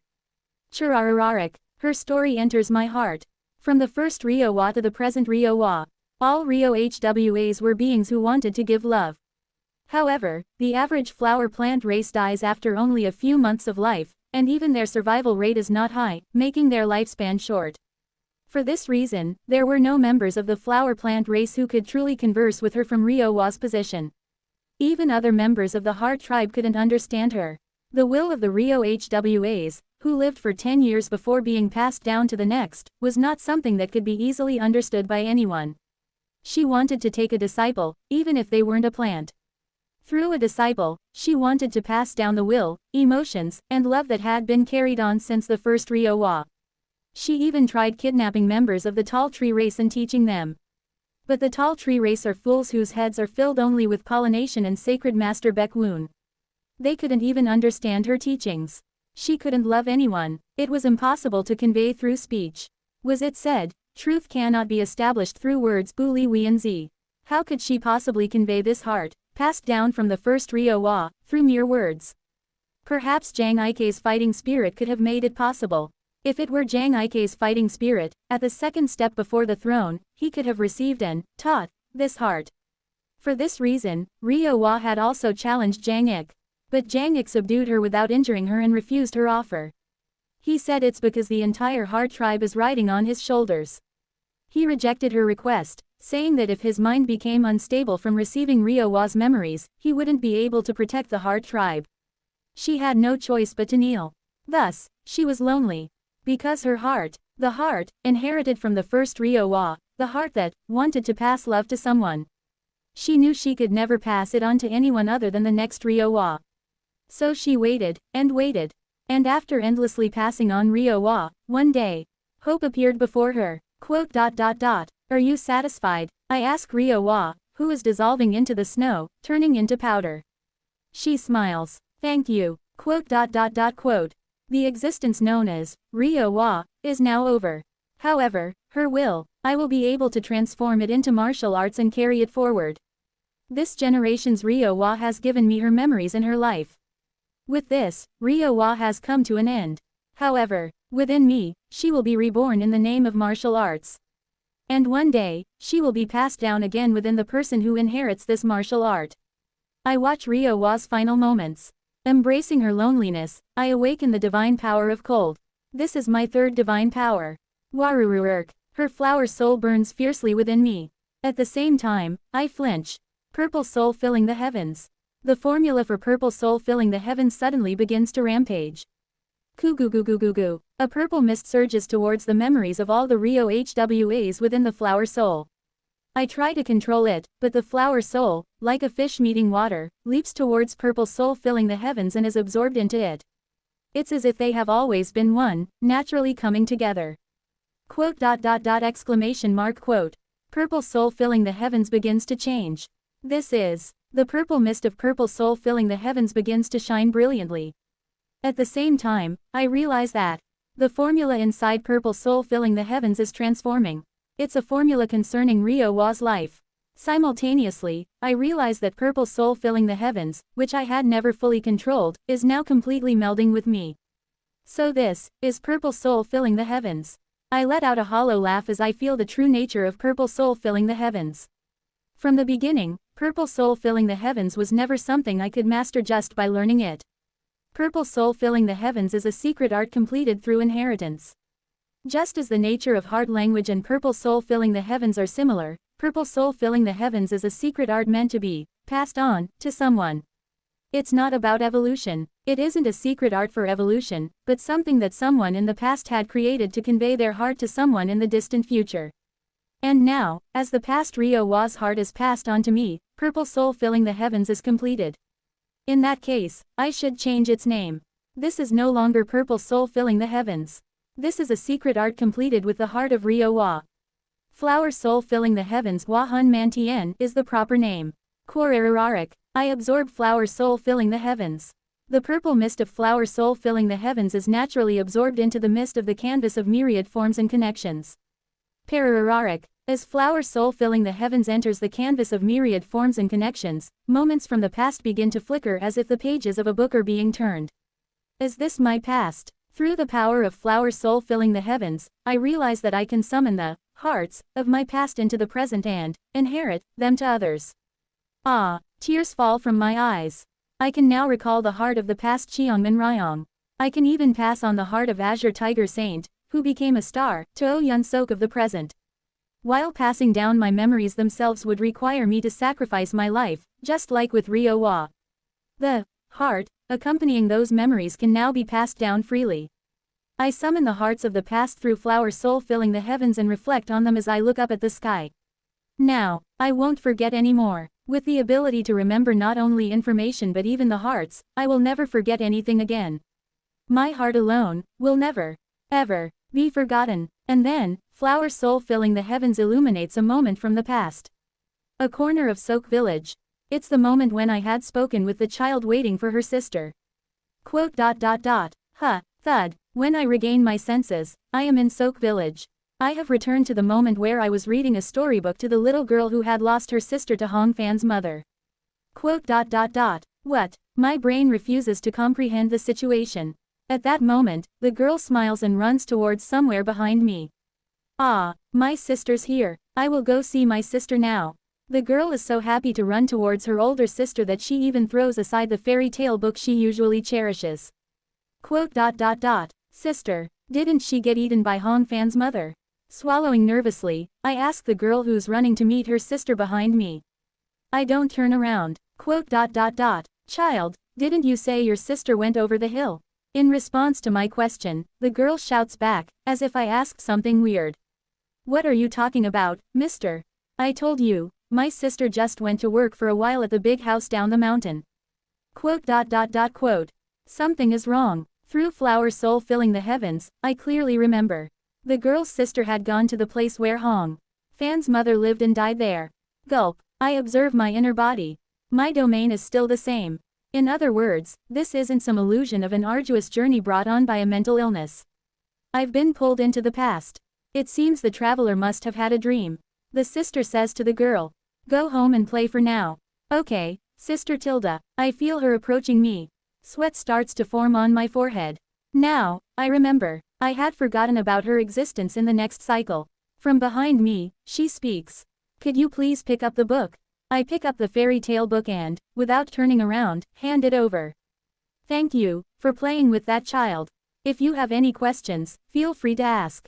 For example, something like why those who gaze too deeply into the heart eventually crave for suicide. 439. I do not respond to her words. Those who gaze into the heart crave for suicide. It feels like she is about to reveal a secret regarding the suicidal tendencies of the heart tribe. However, I neither look back nor answer. Though it's an unbearably intriguing topic, I've gone through too much since the time of Great Mountain to speak carelessly. I must stay cautious and even more cautious with my mouth shut. There's a saying that silence is golden, but silence at the wrong time can summon a blade. I'm not some violent mountain spirit, so you can speak freely about what you're curious about. Quote. I've been red. I break into a cold sweat, unsure of what to do. Eventually, I force myself to open my mouth, with great difficulty. May I ask who you are? That is impossible. It is for your own sake as well. Very few in this mountain can bear the weight of my name. Quote.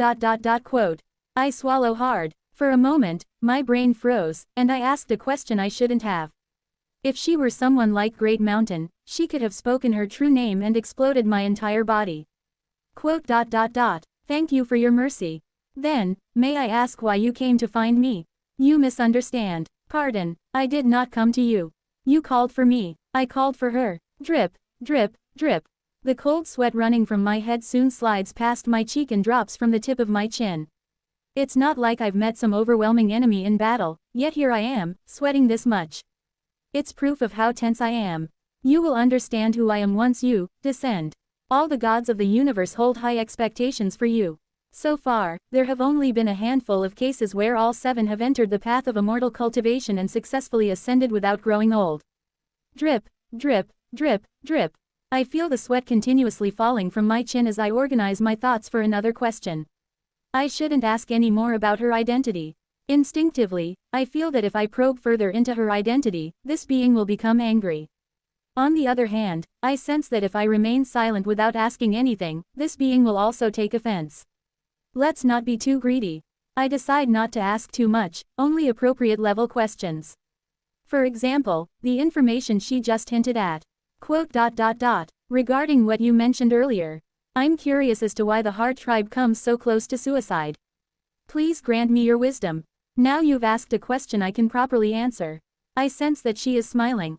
Do you know why and how the heart of an existence arises? Quote.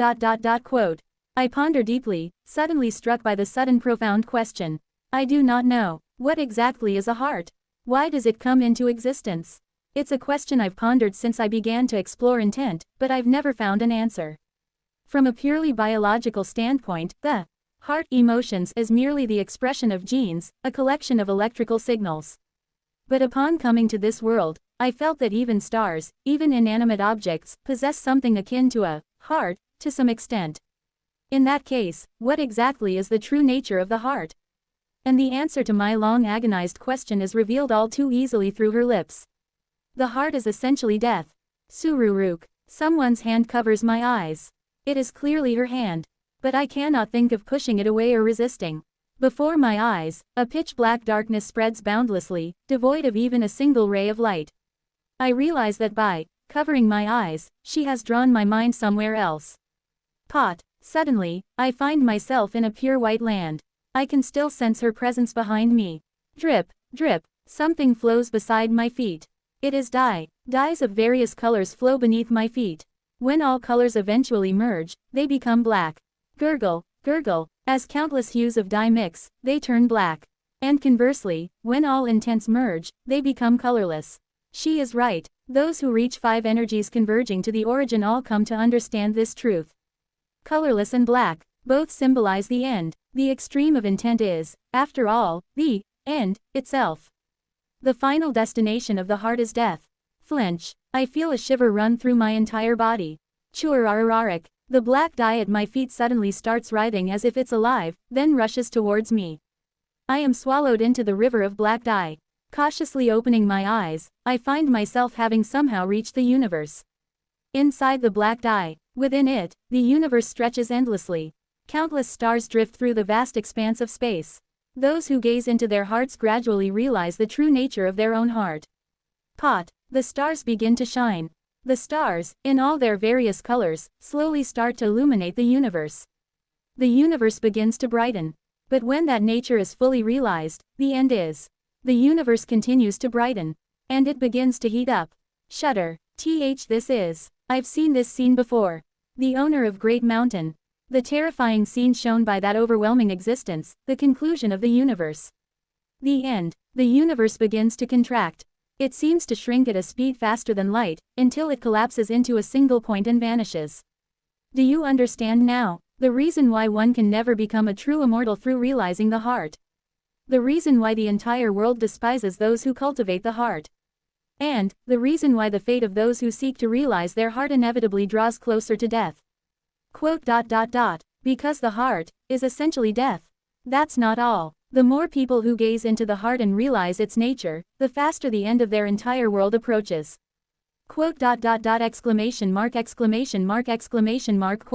Not only do they destroy themselves, they also lead the entire world to death. That is the power of the heart. The conditions of the end for all the heavenly domains were altered to such by vast cold. Pardon, I feel my mind freeze. Who is this vast cold she's speaking of? It's all too obvious. The owner of the vast cold heavenly circle. The being who, alongside the tribunal, challenged something and met a gruesome end. Because of that being, the laws of the heavenly domain now hasten the end the more the heart is realized. Truly horrific and ominous. That is the true nature of the heart. I feel her breath behind me. While I remain frozen, she offers me a proposal. So I offer you this. From this day forward, do not look into your heart anymore. Just focus on understanding your feelings and experiencing them as they are. To cultivate the heart only accelerates everyone's misfortune and does nothing to aid in immortal cultivation. If you accept my offer, I will immediately elevate you to an immortal seat Xian Zuo.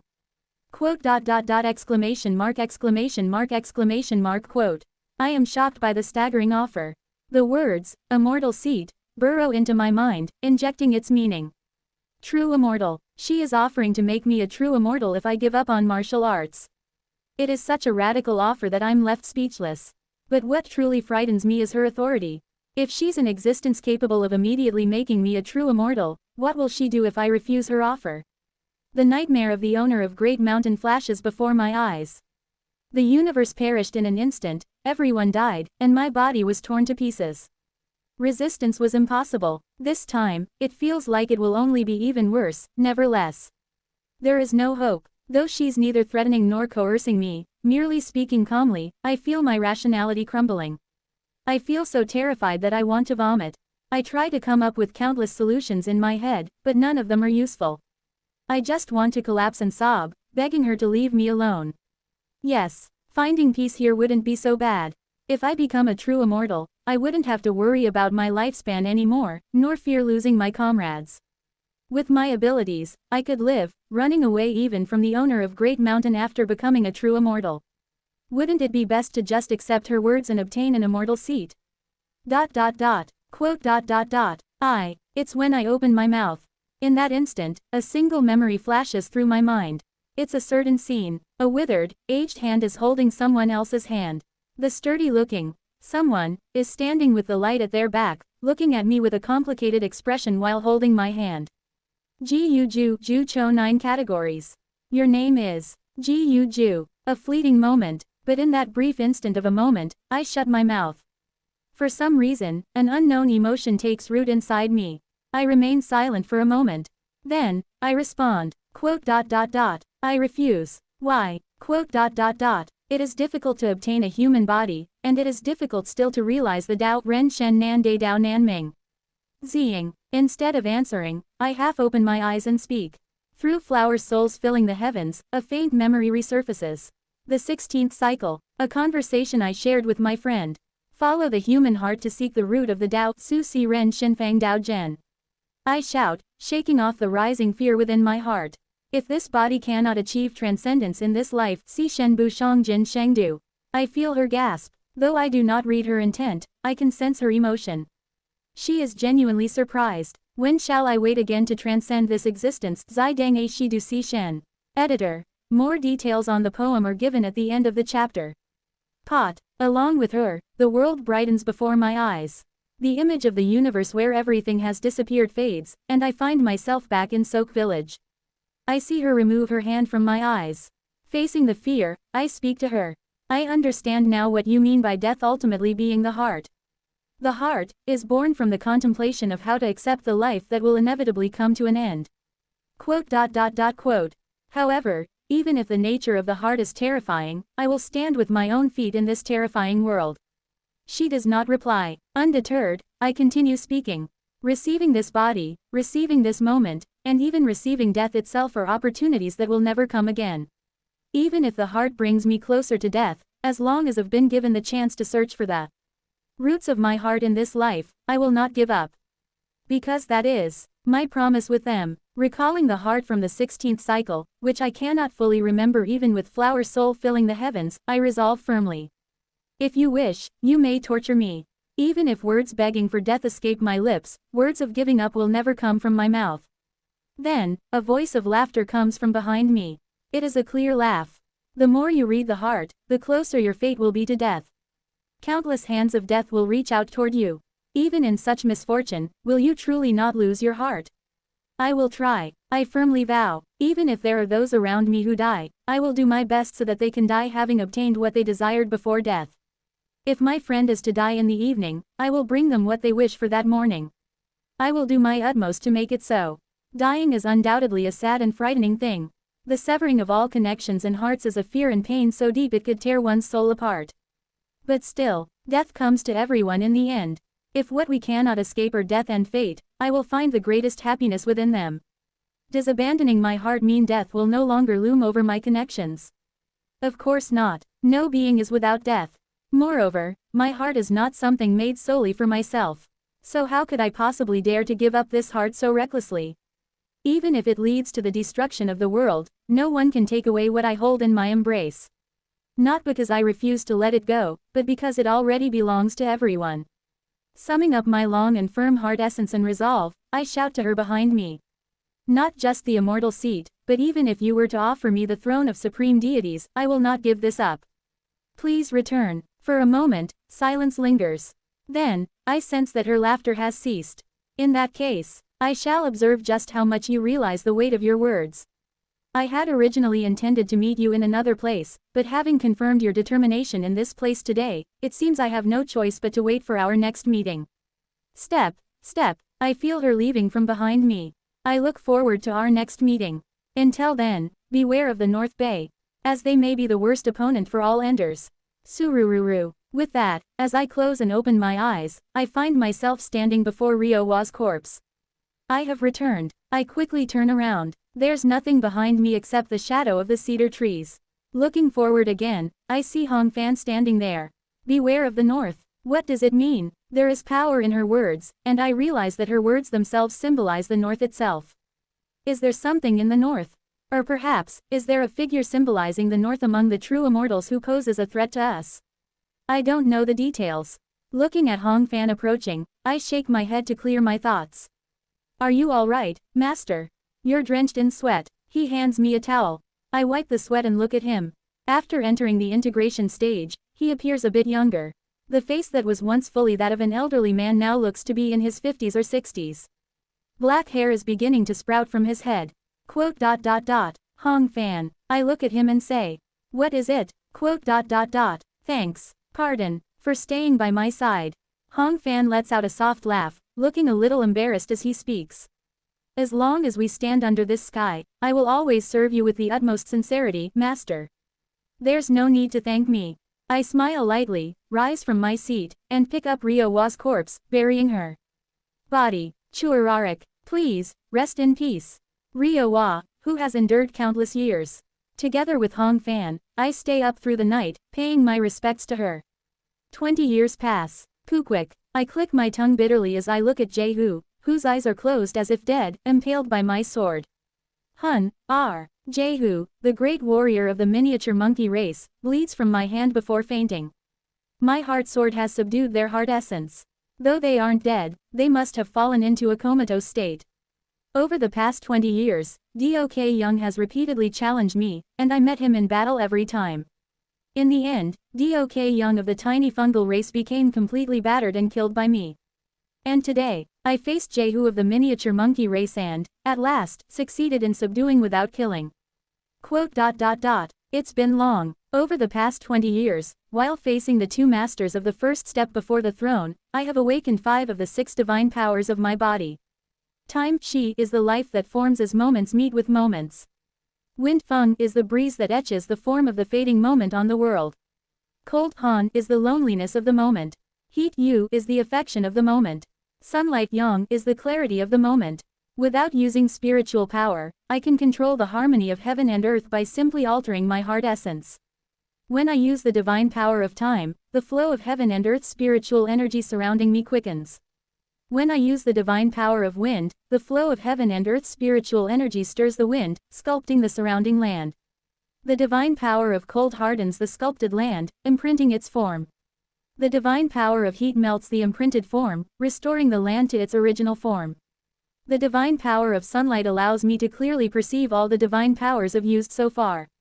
Now, the only one left is the divine power of rain. I can sense it. Once I awaken the last of the divine powers, I will reach the grand perfection integration stage. And then, there's at least a 70% chance that I'll rise to the star-shattering stage. As I send sword energy flying off into the distance, I ponder. I must reach the star-shattering stage quickly. Baek Woon said that within a few years, she would regain her position as sacred master. Yet, decades have passed, and there is still no sign of her recovery. Now that I think about it, the one who referred to 500 years as just a short period is Baek Woon.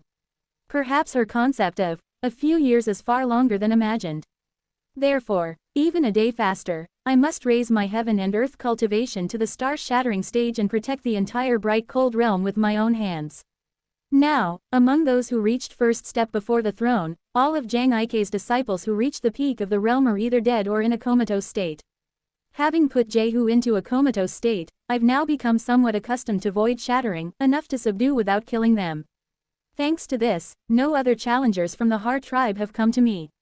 That's a good thing. Now, the gap between us has become so vast that it's meaningless for anyone to challenge me. However, this also means that if I wish to raise my realm further, I will have to seek out opponents myself. If I find some strong vestiges, it might not be a bad idea to go and test myself. Just when I think so. Above the tallest tree in Cedarwood Grove where I am sitting. There, Kim Young-hoon and Kim Yi-in appear. Ah, what brings you here? I ask, looking at them. What's this? Surely Kim Young-hoon isn't planning to challenge me, is he? After all, the only one in the Supreme Council of Cedarwood Grove who has reached the extreme of the first step before the throne is Kim Young-hoon. But contrary to my thoughts, Kim Young-hoon chuckles and shakes his head. I know what you're thinking, but it's not that. The detailed explanation, Kim Yi-in should be the one to give it. Quote.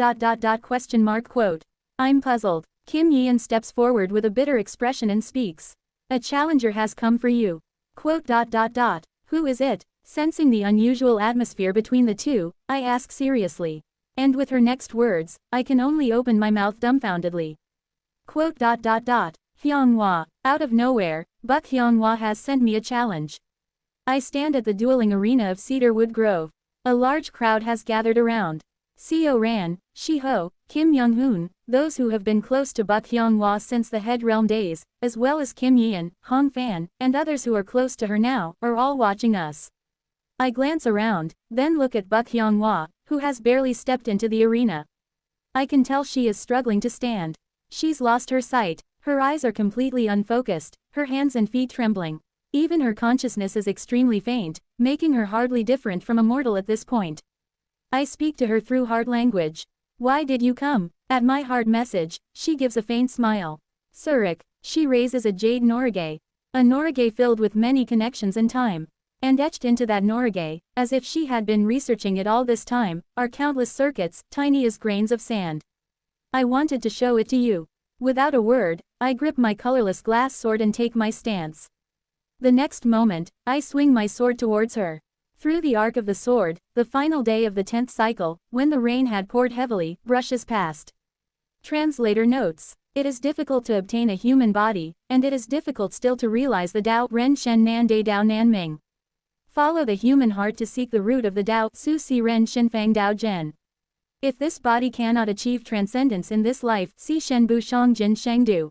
When shall I wait again to transcend this existence? Zai Dang A Shi Du Si Shen. The above is a poem left by Lu Dongbin, warning future generations after seeing many people ensnared by fame, wealth, and lust, leaving them to vainly head toward death. It basically means that being born and living is a rare opportunity and realizing the Tao is difficult. Hence, one should cultivate the heart to realize the Tao, because if not now, when? The Hanja for Su Si Ren Shen Fang Dao Zhen translates more accurately to mold this human heart to seek the root of the Tao. Due to similarities to Buddhist texts, I assume the poem was derived from Buddhism since Lu Dongbin also studied Buddhism. 440. Ting. The first sword strike, which carries no internal energy, spiritual power, or attraction force, is deflected by the first spell that Buk Hyonghwa sends out. What is this? I feel a strange sense of déjà vu from her and adjust my stance again. Are you really sure about this? Ever since I reached void shattering, even if my opponent isn't at entering heavens, I can still hear responses through heart language as long as they allow it. Her reply reaches me. I'm truly sure. Whoosh. I leap toward her as if flying. Facing her, whose level is at the nascent soul stage, I am confident I can win by merely wielding the colorless glass sword. Thus, I confront her while sealing all my spiritual power and internal energy. Swish. In an instant, I rush towards her, aiming the sword at Buk Hyonghwa's neck. But at that moment, I feel a sudden chill, and using only my physical strength, I use the rebounding bow technique Gong Shen Dan Ying. TLN. A movement technique, where one bends their body backward like a bow in midair, then springs forward using the rebound to propel themselves. Thud. A tingling runs up my ankle. I feel a single strand of my hair get cut. What was that, just now? Just a moment ago, a basic spell whirled around Buk Hyonghwa at a spin-chilling speed, cutting through my hair. Although I feel sorry for her, Buk Hyonghwa is merely an expert in crafting magical artifacts, not skilled in spellcasting, so I am struck by a sense of dissonance. Is it her magic artifact? Is she fighting using a magic artifact? No. This is. I look around, searching for any hidden magic artifacts, and finally realize what it is.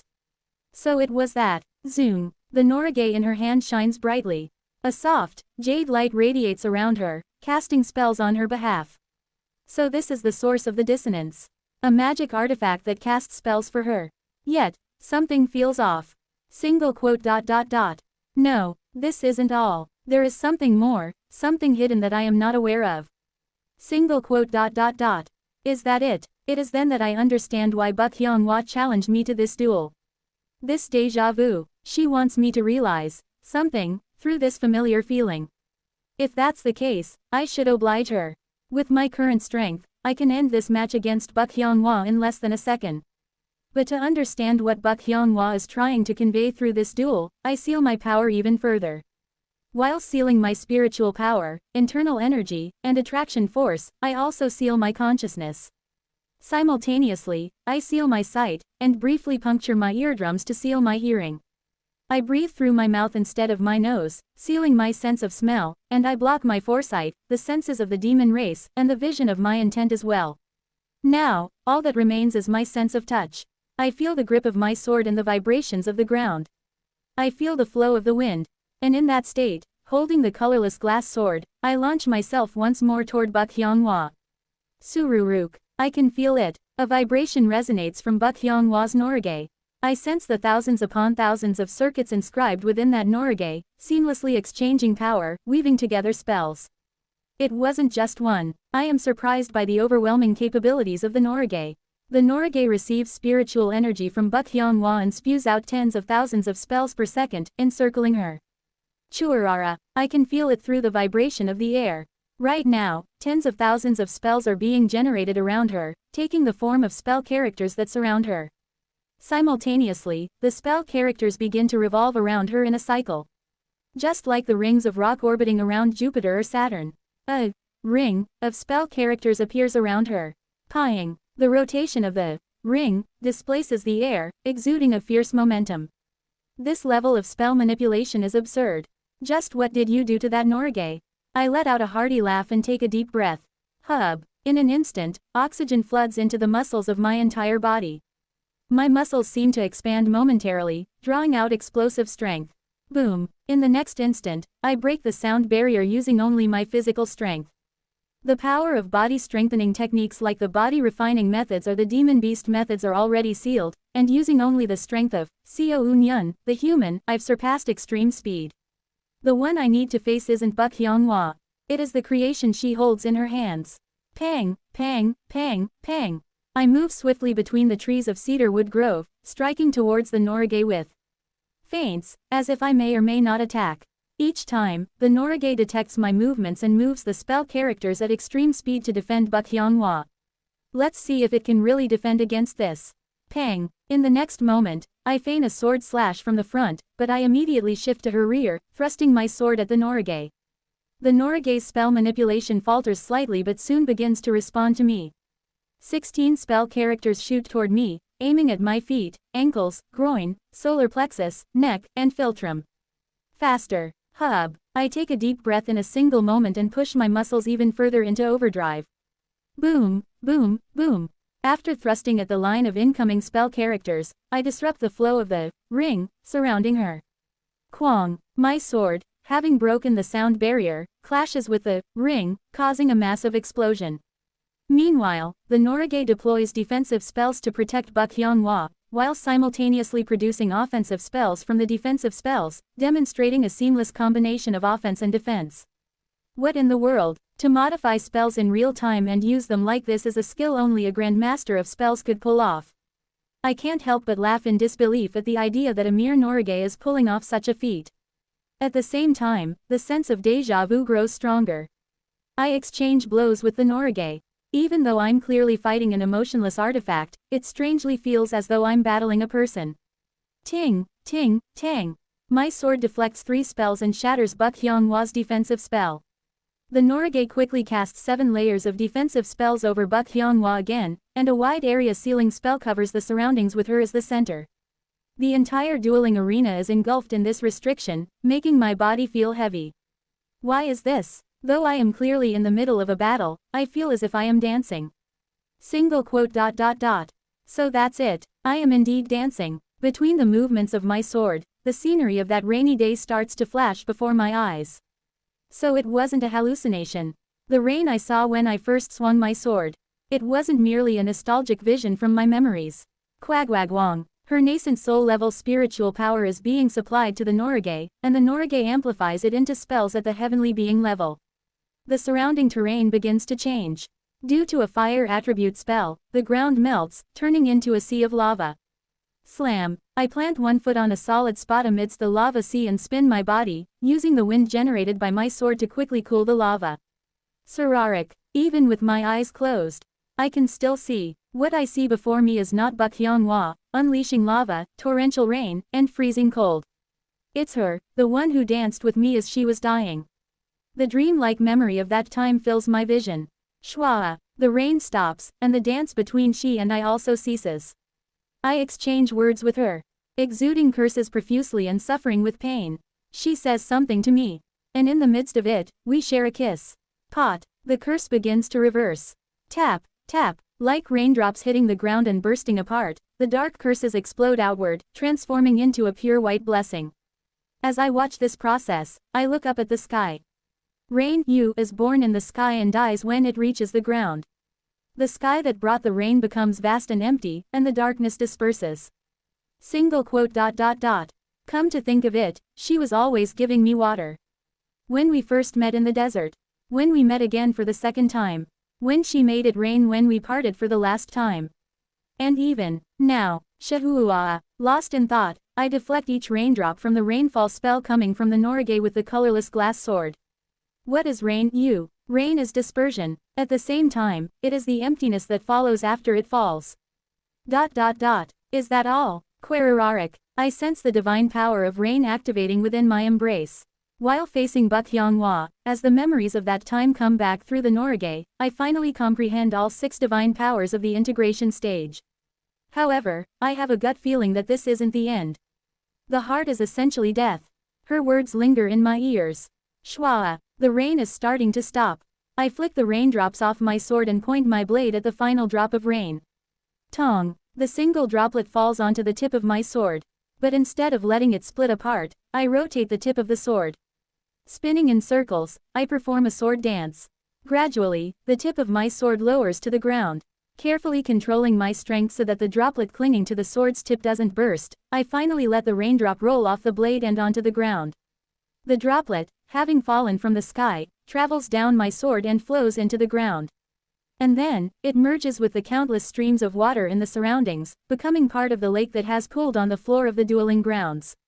I briefly sense the lake. With sight, hearing, smell, and every sense sealed, I cannot rely on any senses.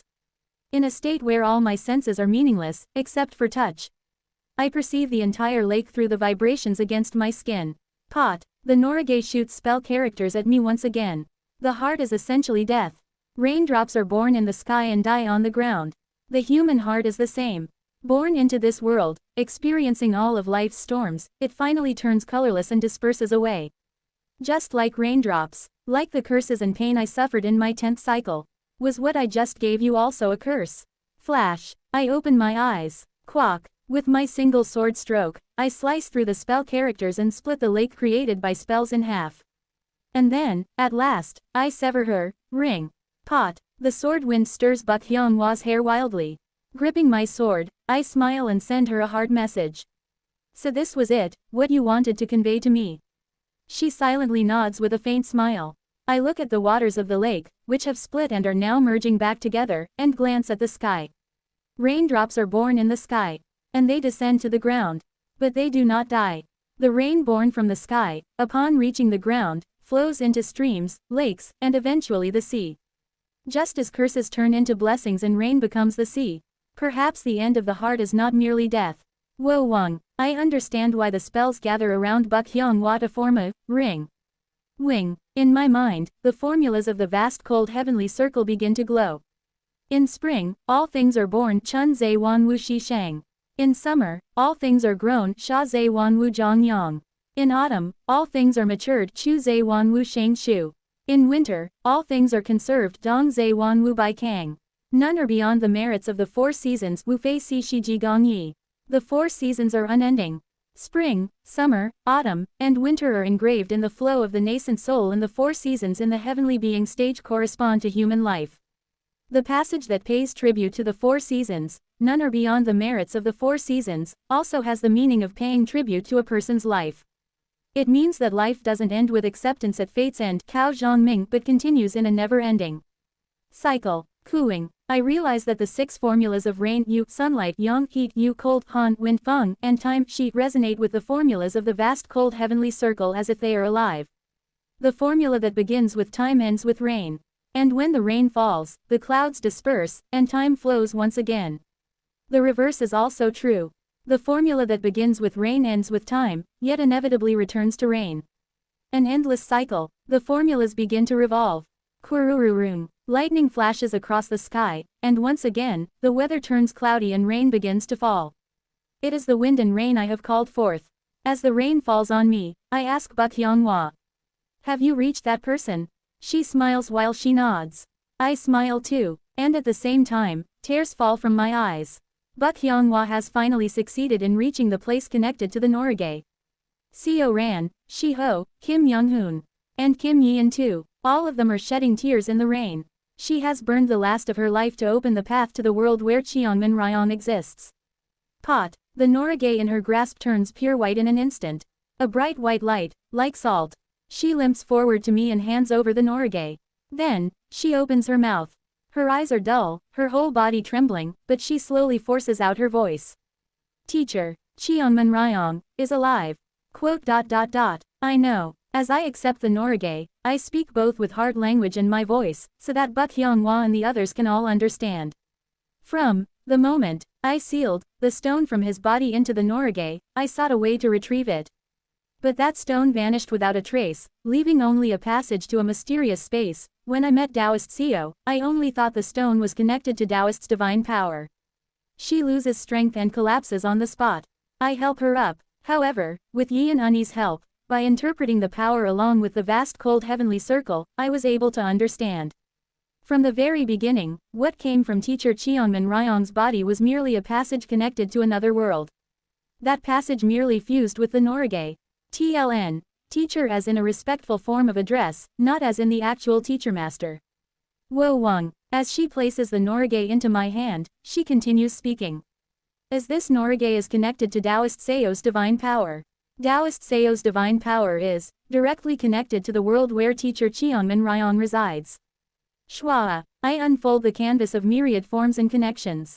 A hazy mist spreads out around us.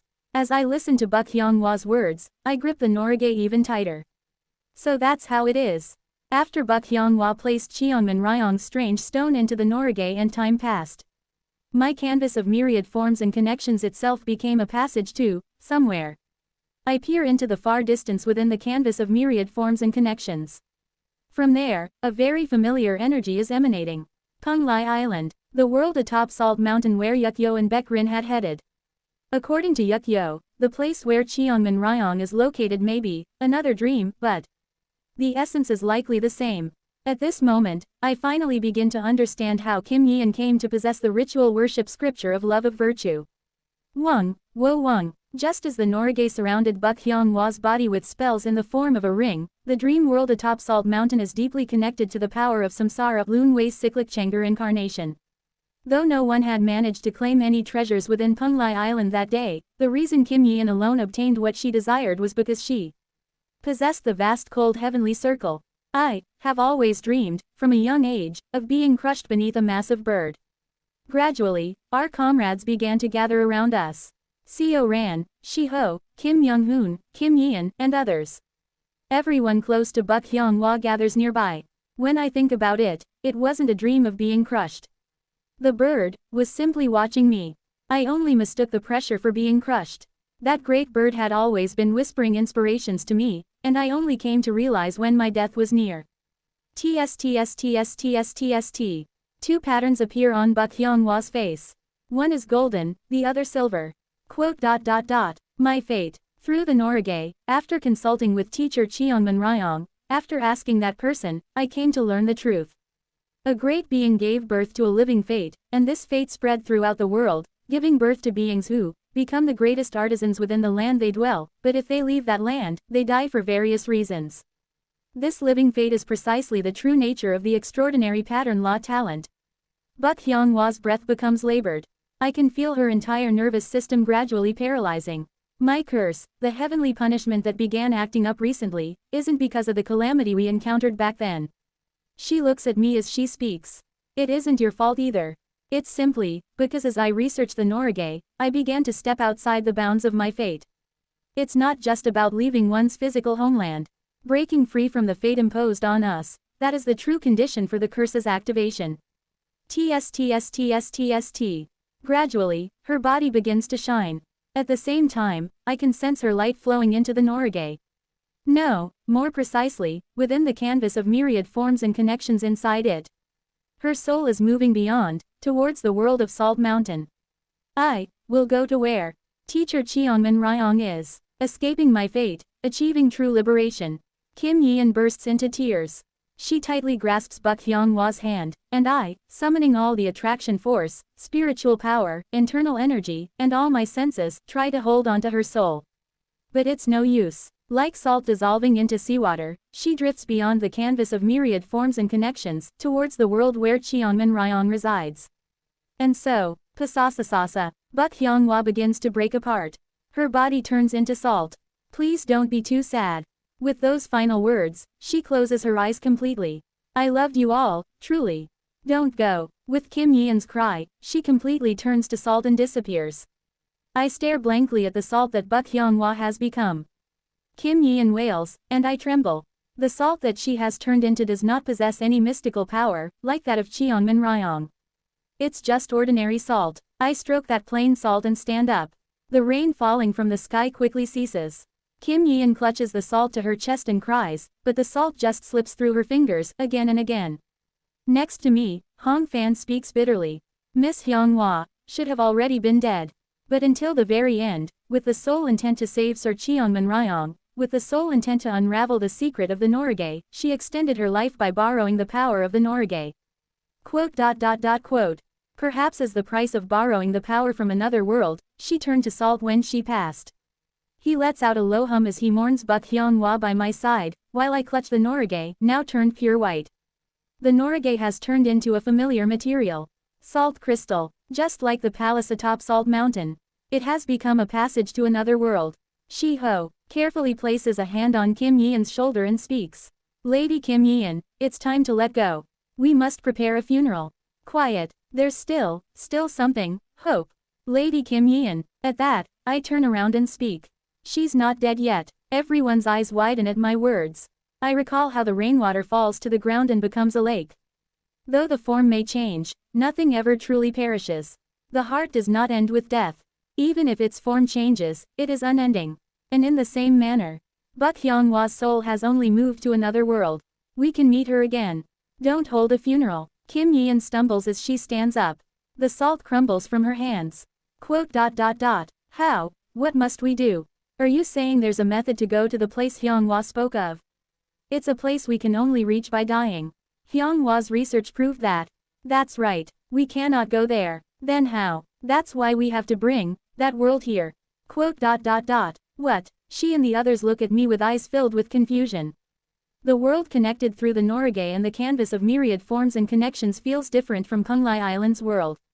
It's only with the immense salt mountain, gigantic salt crystals, and the help of Punglai Island's formation that we barely manage to enter the world of Punglai Island.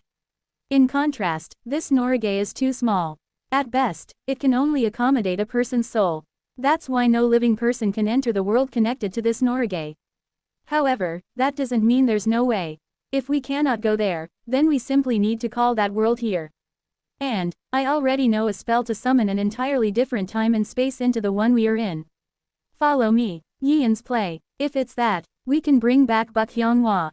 Feeling the 6 divine powers fully settled within my body, I can tell.